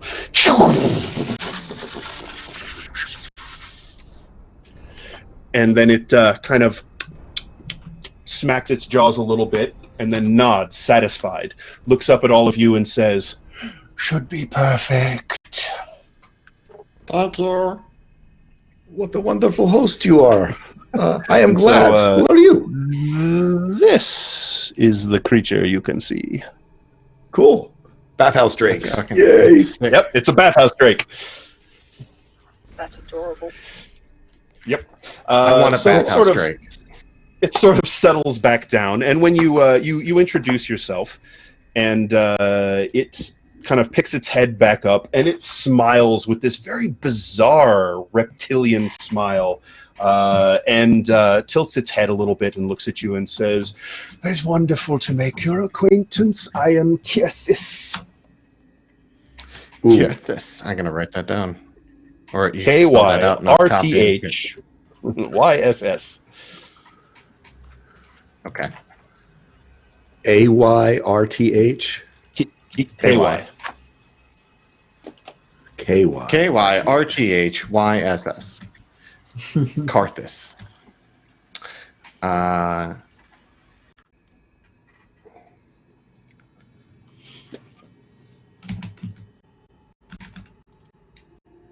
Anyway, so it just sort of settles back down and lets out a huff of breath, and a little coil of steam puffs out of its nostrils. And the servant that was sent with you comes over and says, "Honored and revered Kirthis, these wonderful patrons have requested a private room for their own meeting. If you wouldn't mind, we could perhaps see to your..." He kind of pauses. He says, "See to a refreshment for you." And it, the drake kind of blinks its eyes lazily, looks at all of you and says, "I suppose if you wish your privacy." Well, I think. Kind of. Yeah. Okay. Yeah. Sure. So it sort of stretches and arches its back like a cat as it stands up, and it has these ridges and fins along its back and running down its tail, and these wing membranes that sort of come off of its forelegs, and it arches its back and stretches those out, and then and sort of straightens and says, "Very well, I shall take my meal. If you require my assistance, don't hesitate to send one of the servants. Do enjoy your bath." And it just sort of languidly and gracefully walks toward the door, following the servant. Thank you, Karthus. Bye, Karthus. I look at Glass and I was like, that was so fucking cool. I've known of an alehouse drake. There was one up in Binia, but I've never seen a bathhouse drake. What's an alehouse drake? Kind of same idea, but they hang around the alehouse. It's very nice because they can charm everybody whenever there's a bar fight or whatever. They're kind of like bouncers in that way. You know, I think that maybe Tilly You buy them a drink, and they usually have a good ear and can tell you a bit about what all is happening around town. I bet you that Karthus hears quite a bit as well. It's good to remember for later, maybe. Oh. All right, so alehouse drakes drink the ale. Oh yeah. Yeah, they drink the ale. Yeah. Oh yeah, absolutely. All right, so the room that you guys are in is very softly lit. There are reclining chairs, low tables. It's just kind of like it's early summer outside. If it were a hotter day, this would maybe be uncomfortable. But certainly, given the the soreness and stiff muscles that you guys are experiencing, given your recent misadventures, the hot water feels like it's going to do you some good. And so it looks like there are games. There are some game boards built into a few of the tabletops, as well as pieces for them. If you prefer to play any of those that are kept here for you, and you know that usually the courtesans, courtiers, and masseurs and masseuses would sometimes circulate through this room, but you guys have requested privacy, so you likely aren't going to see them. Unless they bring Rowan's raw meat. Right. Well, yeah. Eventually, they're going to bring you guys food as you requested. So this is life. Glass is going to find for do a steam bath instead of necessarily a plunge bath. He's probably going to find the steamy spot over by the hearth or wherever they're boiling. Where I know Karthus was doing a lot of the water heating, but if there's sort of a steamy, just sort of spot, kind of just keep a towel wrapped himself and stuff and kind of lounge over where it's warm. Sure. Okay.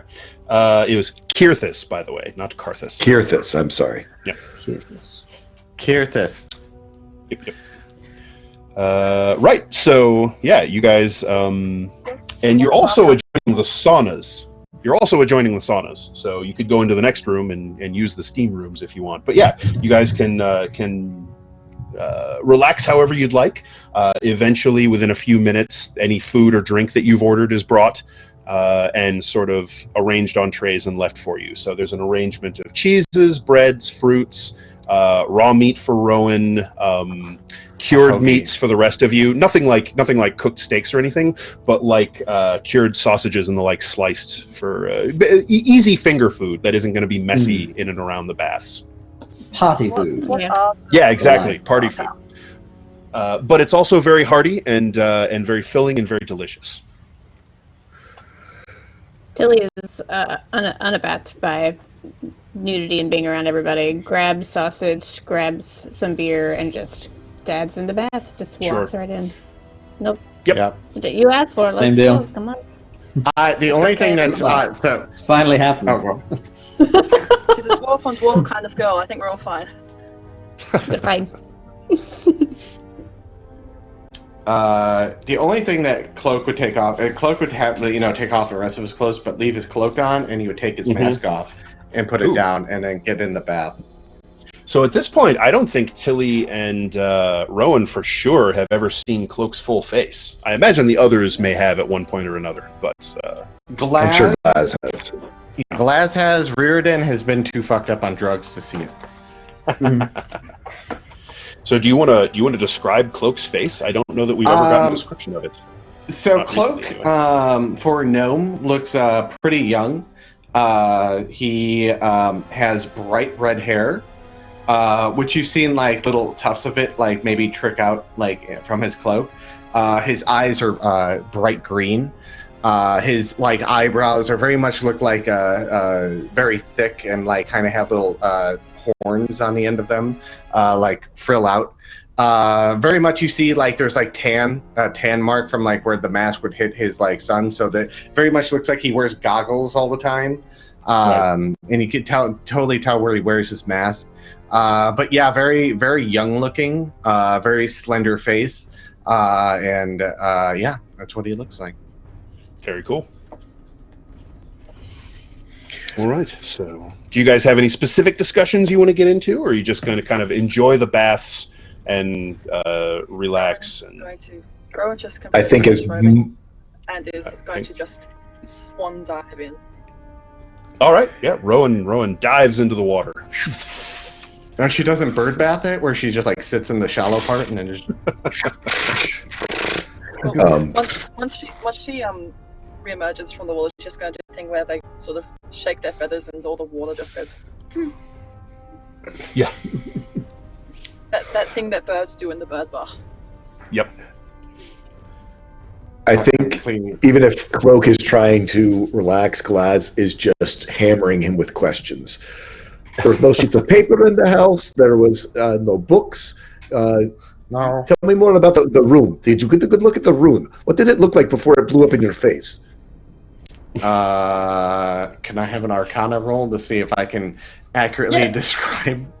Yeah, you could make an intelligence, Arcana, or investigation check to try and piece together what you remember. And Tilly, if you want to help, you can do so with advantage. At this point, is Tilly helping? If Tilly's going to help, you don't have to roll. Simply, Glaz can roll Cloak can roll with advantage. Yeah, Tilly's like trying to remember how to draw 14. the shape and the scene. 14. Okay. I will say that is sufficient, Glaz, for you to recognize a glyph of warding. Oh, so that there was a glyph of warding. So I assume you checked for traps. You did check for traps before you opened up a coffin in a vampire house, right? Surely, I mean, that's the first thing you would do, right? Oh yeah, totally. I totally looked for traps right off the bat. So they used some kind of magic to mask this warding. You have to remember that in the future. Invisible. I got a true eye, so Glaz, you also know that magical traps can be quite difficult to locate. They sort of try to hide themselves, and so the more powerful the spellcaster, the more difficult they are to find. Right. Yes. So yes, I mean, you really probably did not even have any chance. Something like that is going to hide itself very well. But at least you were very careful before you did it. Now, you talk about this fire. You said it was on the coffin. It was on your hands. It burnt apart a silk rug. It went running down the hallway. Tell me about running down the hallway. Now, did it because the hallway was slanted, so it was liquid running down, or? So it's I don't know what happened, but it was like running from the back of it, and then it ran down the hallway, and then when it went back into the first room where we found the coffin, it went boom, and there was another explosion, and then all of a sudden there was a huge fire billowing from that room, and we're like, looks like we have to jump out the window. That's pretty much how it went. Tilly, you remember one time after a raid when you and your men were celebrating and shit was getting pretty raucous, and you remember that Ragnar one time took a bottle of spirits that you guys had taken, and he poured a line of it along the bar after you guys got back to the village, and he lit it, and the way the blue-edged flame ran along that liquor that he poured on the bar, that reminded you very much of what you saw in the hallway. It traveled as if it was fueled by ale, like it just very quickly. I've only seen like once. So kind of along the path that maybe you drug. So when you drug this coffin around, it left a trail or something. It definitely had some sort of, almost like a fuse of black powder or something. Yeah, and the silk carpet that I tried to take as I pulled it out. No, it was more like a citrus smell, and as it lit on fire, it and I was like, okay. So that smell that we smell on you. Yeah, I smell like burnt flowers now. And he's like rubbing to get blood off of him and shit. Rowan's gonna grab Cloak and is going to use a bar of soap and start scrubbing him. Ah. And there's very much like. You see, like the dirt that's like built up over time, and just like all that kind of stuff. And I wonder, is my mouse still alive, Dan? Tonks? Yeah. Tonks was tucked away in that little altercation. So, well, it's up to you. Did you take Tonks along to go down into the cartways and all that, or? Tonk lives in the cloak. Oh, right. Yeah, Tonks is okay. You made your saving throw. Tonks is fine. Okay, so Tonks is like, you see all of a sudden, like as you're like scrubbing me, there's like a mouse that like peeks its head out and like looks at you. And Cloak's cloak is behaving a little bit weird in the bath. It kind of floats on top of the water and spreads out around him. Doesn't really get sodden and sink into the water so much. Rowan's thinking it's probably magical. Yeah, seems likely. Yeah. And Rowan's just going to keep scrubbing at you, and it's halfway between a really thorough good clean and water torture. And what? Tilly's gonna.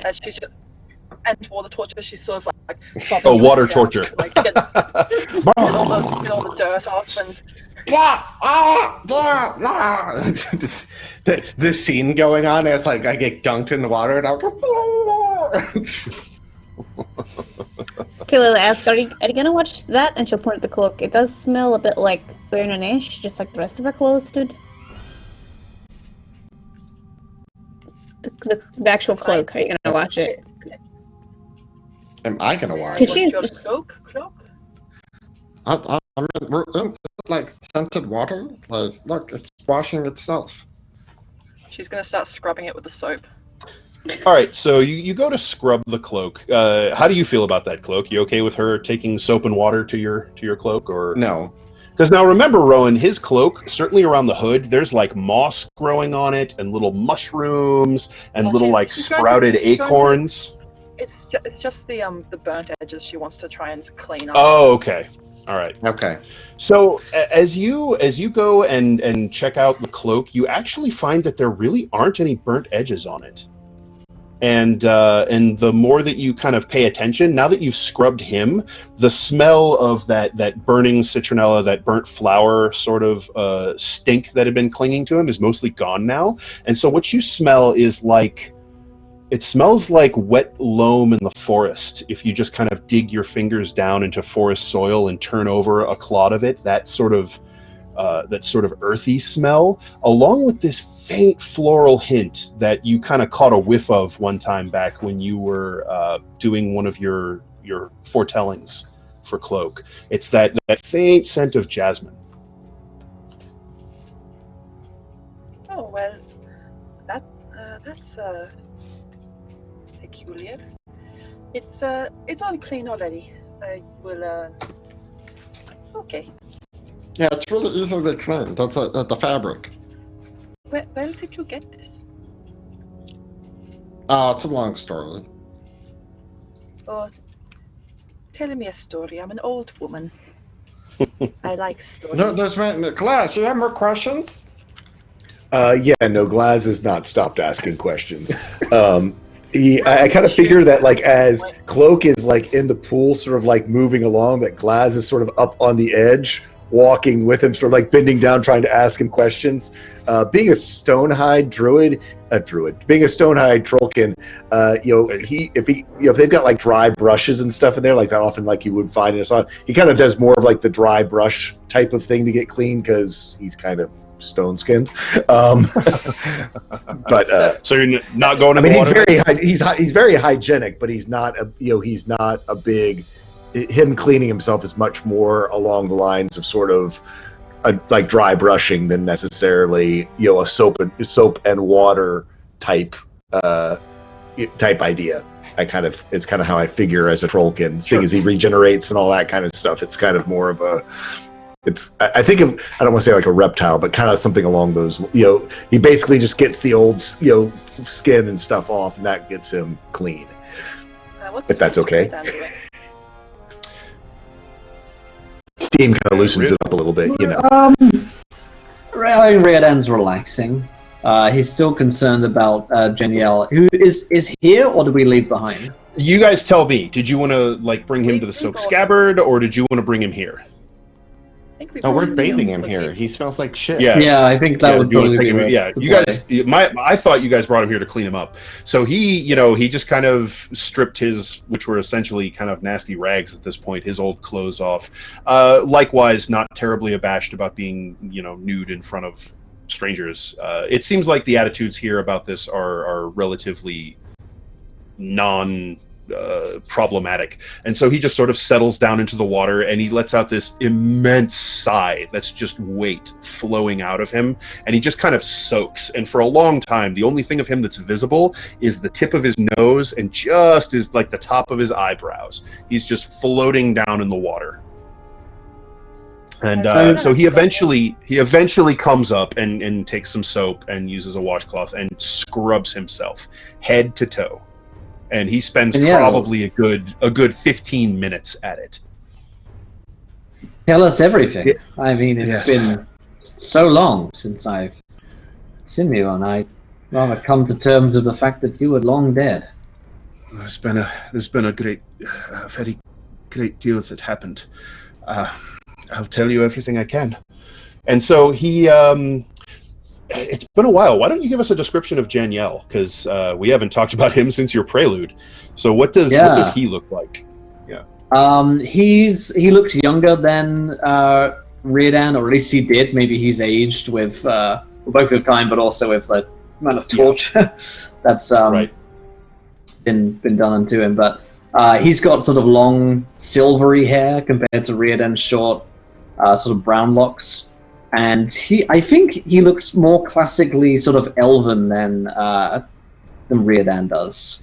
Okay, like maybe he had some elf-marked, elf-marked sort of blood in his bloodline somewhere as well. Yeah, looks sort of royal features, I guess. So like high cheekbones. Sure. And sort of like almost like an aquiline kind of Roman nose kind of deal, or right, yeah. And that's what. What color is his eyes? Yeah, what color is his eyes? I would say green. Yeah, green. Okay, cool. All right, so yeah, basically all of that, but he has definitely aged hard, even in the relatively short time since you last saw him. His trials have weighed on him. His complexion, while naturally very pale, is unhealthy at this point, and you're quite sure that he's been fed upon a fair bit. And so he's basically just above half his maximum hit points is how far he can go until he really manages to rest all of that draining off. And you guys have used healing magic on him, so the bruising has all faded. He has scars that you don't remember. He has terrible crisscrossed lash scars on his back. He has cut scars basically running down his arms and legs. It looks like his fingers and toes have all been broken at some point, and mostly mended correctly, but you can see every now and then there's a little bit of that telltale. You can see that he has a few scars on his face as well, like even a little bit of maybe a cauliflower ear on one side. So he's taken a fair few significant beatings.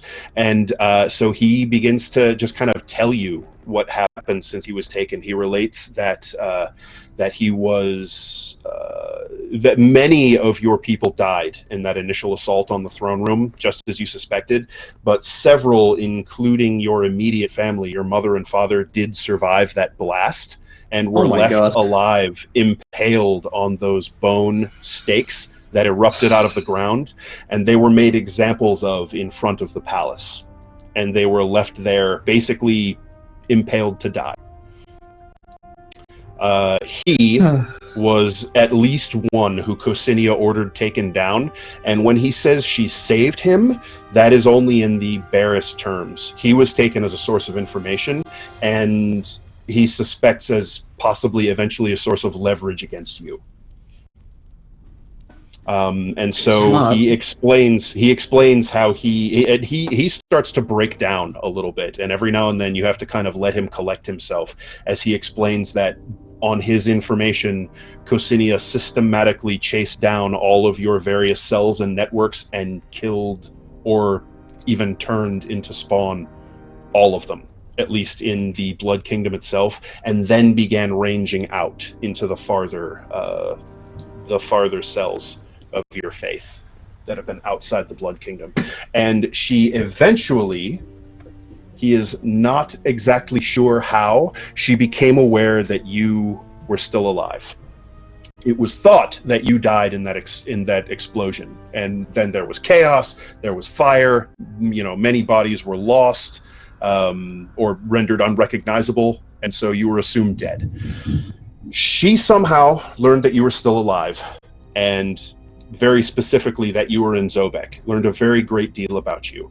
And he explains how she learned that she began to track the movements of some of your flock, Phelan in particular, and how she set a trap for him. And ultimately that was a message to you. And he'll say, for some weeks now, she has been spending almost all of her time elsewhere in the city. I do not know where. I am certain that she has taken up with influential people. I don't know who or how precisely, but I know that she is not content to scrape her business out of the shadows or the dark alleyways. She seeks the halls of power. You remember how she was. She was the handmaiden to the high priestess. She would accept no less. And so she is still here in Zobek. I don't know if we were left in that house as bait. I don't know if you simply managed to discover her trail. I'm sorry. I wish I knew. It's okay. Yeah. Definitely, Redan's probably been tearing up through some of the story as well. You know, almost confirmation that his parents are definitely dead. Yeah. It's a rough one. Everyone we knew, everyone that I knew is gone. Only Kaja remains. And you remember that he was the person who initially, you and he initially set Kaja up as the person to lead this cell of the faith here. And so that was your last remaining. That was the last thread of essentially your mission that you sent out before the attempted coup. And so that was the only safe place for you to go in the aftermath of that. And so he says, as far as I know, this is the only group that has survived. It's possible there are others. She sent agents into the other nations where we were hiding. I don't know for sure, but her information was so extensive.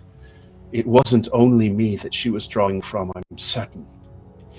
I'm certain she was very thorough in her investigations. The only... Yes. Small mercy then that you still survived. I come to think that you died long time ago. I escaped with Cain, and we came here. He brightens up a little bit and he says, I suppose I could have guessed. It would have been him. That's wonderful. I should like to thank him. Oh, no. I'm certain. I've been keen to hear your words and see you alive as well, but he has recently passed. He just kind of closes his eyes for a moment and then opens them and says, I'm so sorry, and reaches out and puts his hand on your on your shoulder. I know how much he meant to you. Well, thank you. So, how is the emotional stuff for Ryodan toward Janielle at this point? Is there distance, awkwardness? Yeah, what's going on? What's it like? Yeah, that's a really... I don't think Ryodan's really figured that out yet, because they were... I guess Janielle was probably the person that he would have thought he would have spent the rest of his life with. And then he thought he was dead. And it sort of reconciled, I guess, sort of come to terms of that, and also deleted that part of his life, I guess. In what he saw his future being, he never thought there would ever be anyone else there, except from his friends. And now suddenly that's back, maybe. So he hasn't really processed it yet. Got it. He's definitely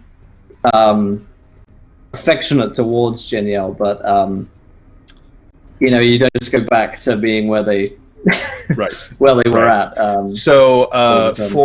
For the other part, like anytime he touches Ryodan, and it's a little few and far between, but there's always kind of a lingering to the contact, but he never pushes it, and he certainly never says anything, but there's almost like there's a question in his eyes that he's not giving voice. So for the moment, it's a little difficult to work out what's going on his side of things as well. So how are the rest of you? Just kind of hunkering back and listening and kind of taking in everything that's gone on? Rowan's heart is just bleeding for them. Oh.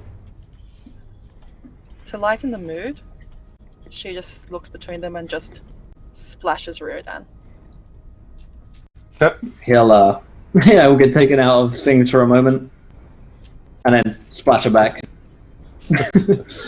Danielle actually laughs the first time you've heard anything resembling true, actual joy or happiness from him, apart from his first realization that you were you in that basement. All right. So Cloak is just bathing himself, kind of like paying attention, but not really being engaged into it because it's not his emotions that are being engaged. So, righto. I think giving him some respect and distance. It's a tough time to talk about loss of family and stuff, and she knows that, so she's trying to keep her space in between. Okay. I think Glaz is probably picking up on the details, the whens, the wheres, the whos. No, he's not going to jump in and pry. He knows better. Even Glaz knows better than to start, riddling for questions. But he certainly is going to take, just the way that his intellect works is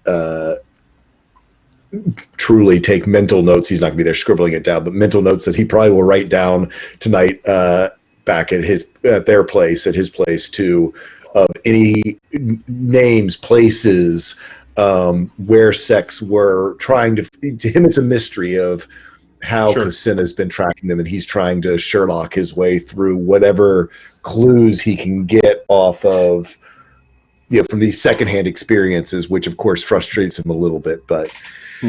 So you can pull a decent amount of information just from listening if you whip out a parchment and pen or charcoal. You can jot down some useful notes, and then whenever you have time, you think it might be welcome, you could ask for more specific details, and that would help you fill in a lot of this. So yeah, you could start tracking down, maybe sort of backtracking how.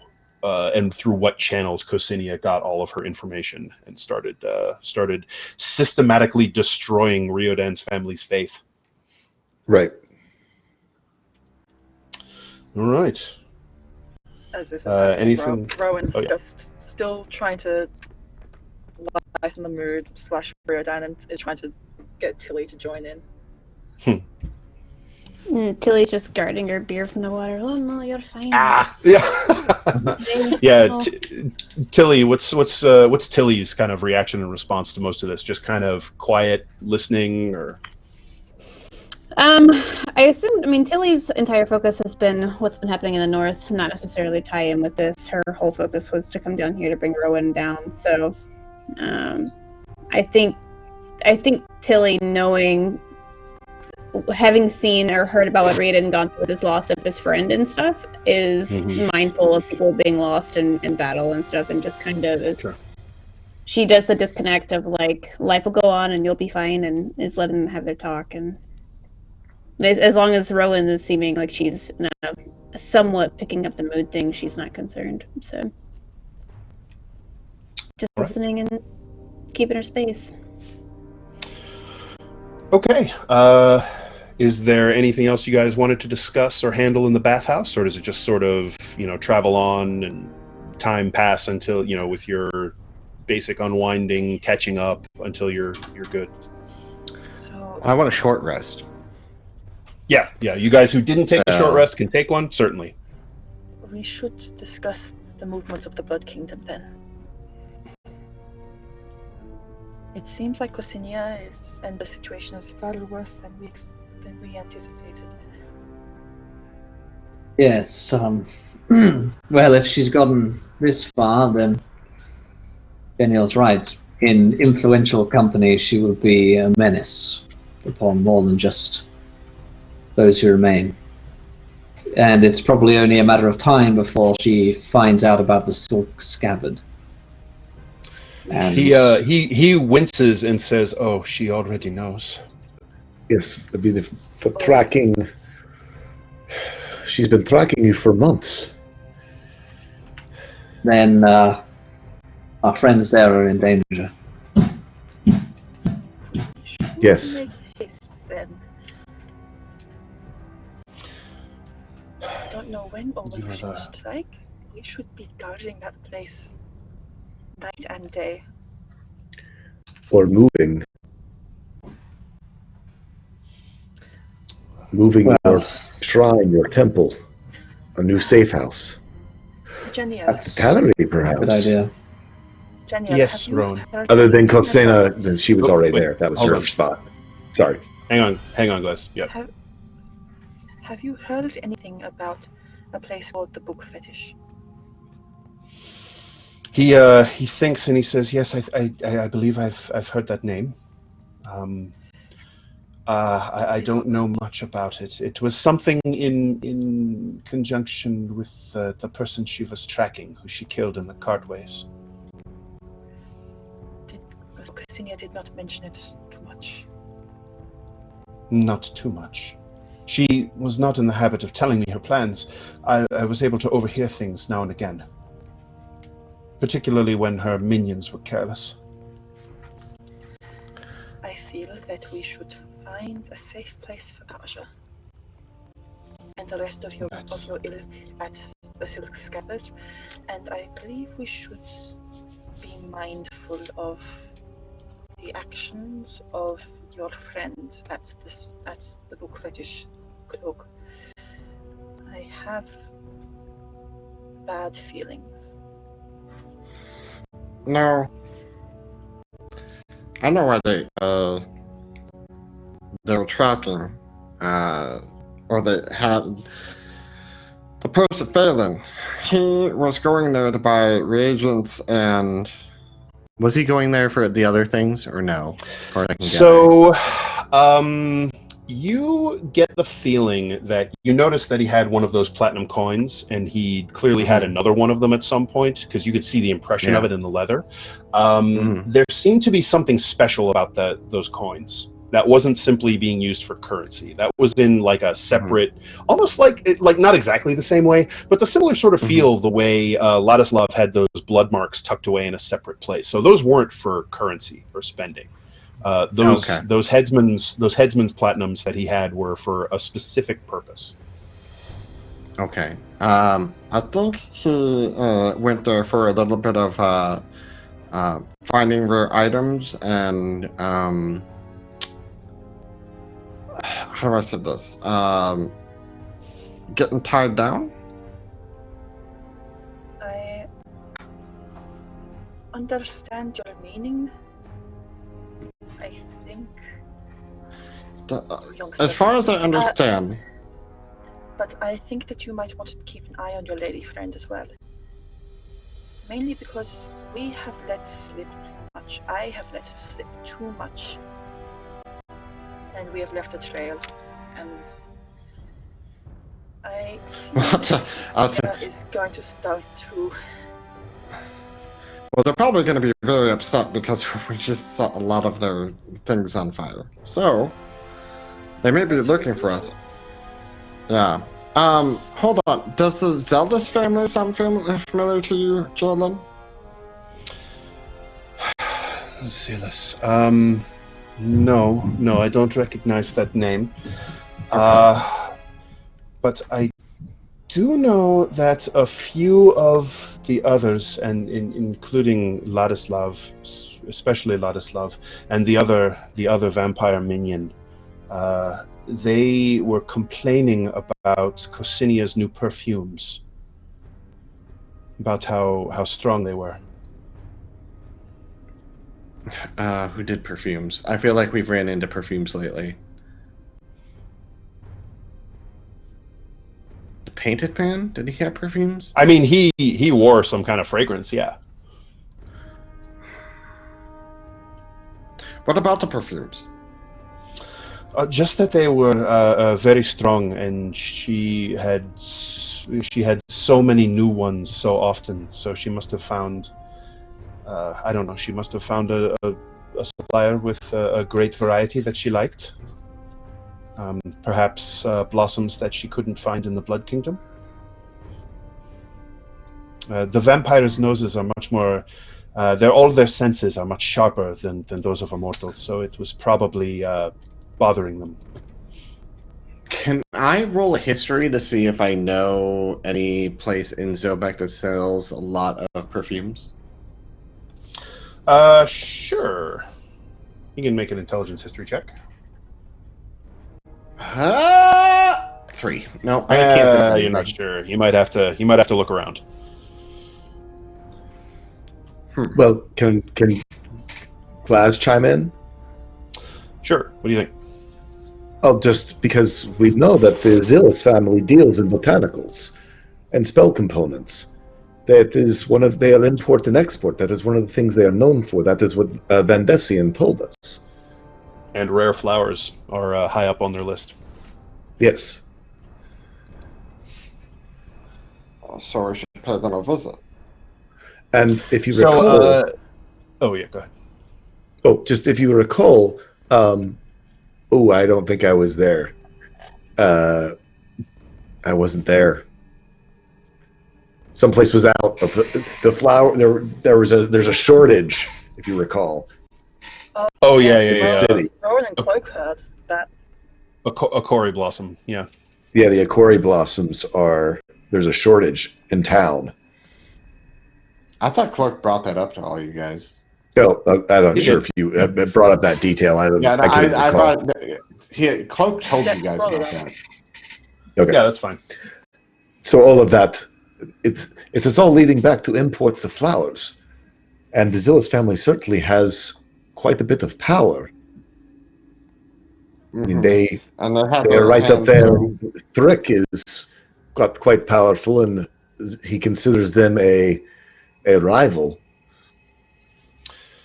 I wouldn't say that Thrick considers the Zalus a rival. Remember, he's a mercenary captain, and they're basically a merchant family. So they are influential. But it was just they had hired the people that were against him. Yeah, gotcha. Sorry, that's where I messed up.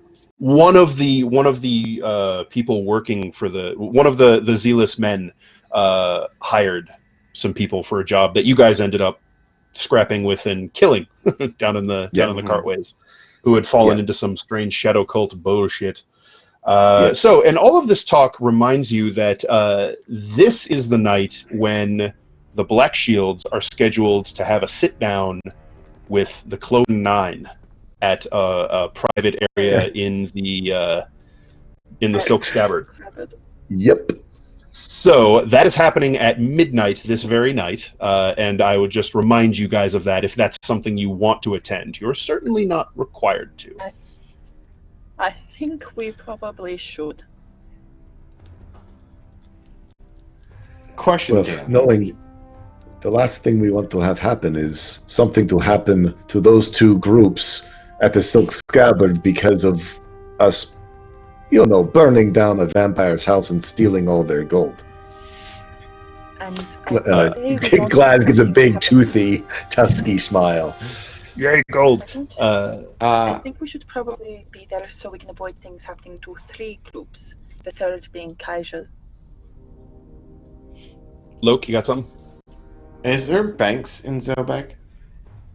I'm gonna tentatively go with yes, and then I'll have to do a little research to double check, make sure I don't. Okay, I just want to know for the future because maybe I want to deposit my. There's definitely like money changers and that sort of deal. So okay. Yeah. So, yeah, I'm gonna be there, but I don't know what necessarily. What you're gonna go after next, and the Zealous family is something I don't know how to go about handling them.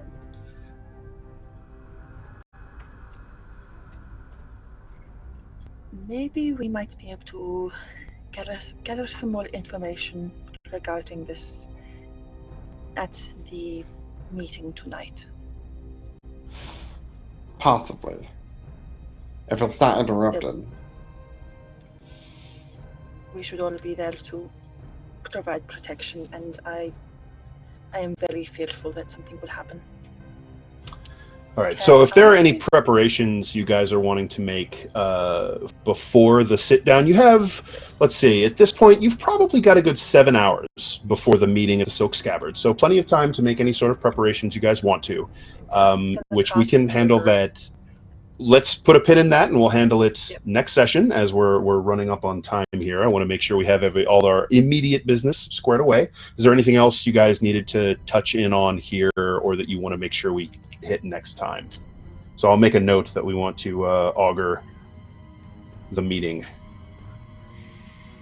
I mean, other than Tilly going back and getting her armor from the Sure. dancing bear. Yeah. That's no problem. Any specific things you want to do? Anything you want to set up? If there is, think about that. We can correspond, offline, online over it for the next week or so, and then we can handle that next week and run into the actual meeting.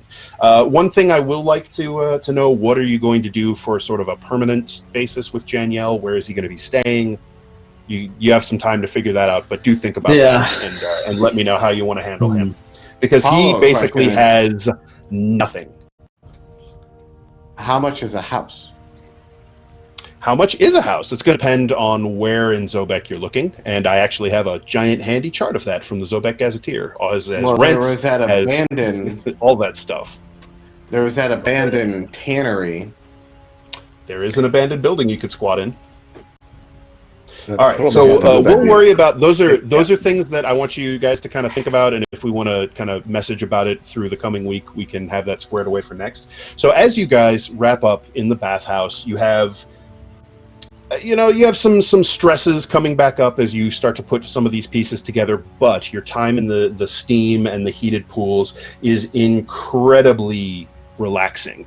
It soothes your tight muscles, your sore bruises, and just helps to ease the tension out of you and lets you feel just refreshed. In a lot of ways, it was just extremely cleansing.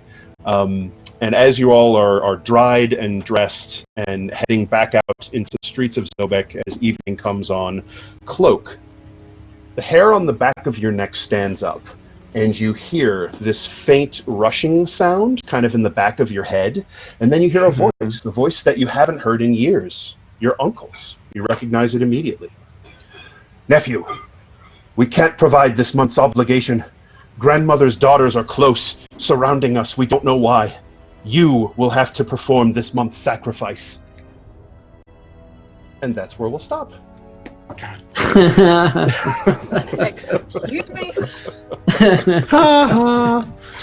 GG.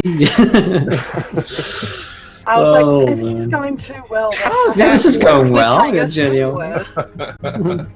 So you would recognize that cloak. That was a sending spell. Yeah. How's a sacrifice work? Do I have to go back to Neheim? Oh, well, we could talk about that. We'll worry about those details. We'll worry about those details later. Oh my God! Well, my friends, that's where we're going to end tonight's episode of the World Tree Burns. If you enjoyed it, let us know. If you haven't followed the show, hit the follow button. Join us. If you're watching on YouTube, you can subscribe, like and subscribe. Man, Kobold Press, check it out. Check out the World of Midgard if you're not already playing in this game. Fucking awesome bathhouse breaks. Check that shit out. You need that in every campaign. Yes, straight up need that in every single campaign. So check out koboldpress.com. And let's get around the cast and the crew. Did we enjoy ourselves? Where can we find you guys online? Dan, great job tonight. How was that today, my friend?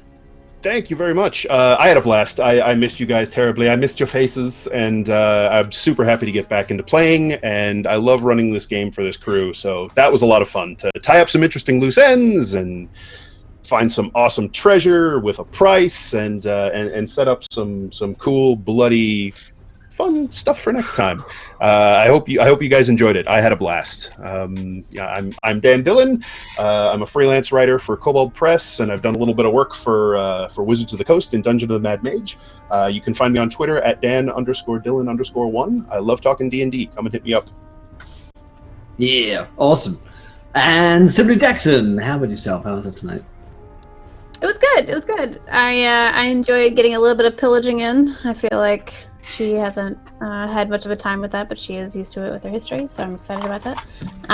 Fun little side mission, I guess, for Cloak and I. But yeah, I'm excited to be back. I feel like I'm a little we've been gone so long. My brain's a little fog on how to do and how to be in this, but we'll come back around next week. I'm excited to keep going. So yeah, you did good. Amazing. And McLogan, how about yourself? Hi, I'm McLogan. You might recognize me from such films as The Fire You Gnome and How to Get a Sacrifice in 10 Days. Hey, everyone. I do my show on mixer.com/StoryQuest. I'm actually wrapping up Chosen. This will be the last episode this week. And then planning on another show at some point in time. But I'm going to be on quite a few shows. I'm on this show Tuesdays. Mondays, I'm on Unmade Gaming's channel playing Numenera.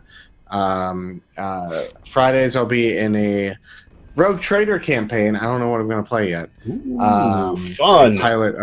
I love Rogue Trader. I've never played it, but I love Warhammer 40K. So, and then Sundays, I'm going to be on Call of Cthulhu and Mouse Guard. So that'll be a busy day for me. And then Thursdays, you guys should come and check out King's Hustle here on Counter Roleplay, where my lovely partner, Metamancer, is GMing that campaign, which all the shenanigans that apparently always breaks out into laughter where everyone's crying. But yeah, that's me. Follow me at my Twitter at McLogan. Awesome. Yay. And Scarlet Moth. Hello, friends. I missed this game so much. So if Simply thinks that her head's a bit of a fog, then mine's about twice that because I haven't played in over a month. Oh my goodness. I've missed everybody. I've missed being my weird bird lady, and I hope that she was sufficiently creepy tonight. Always. She's always like that. Old habits die hard.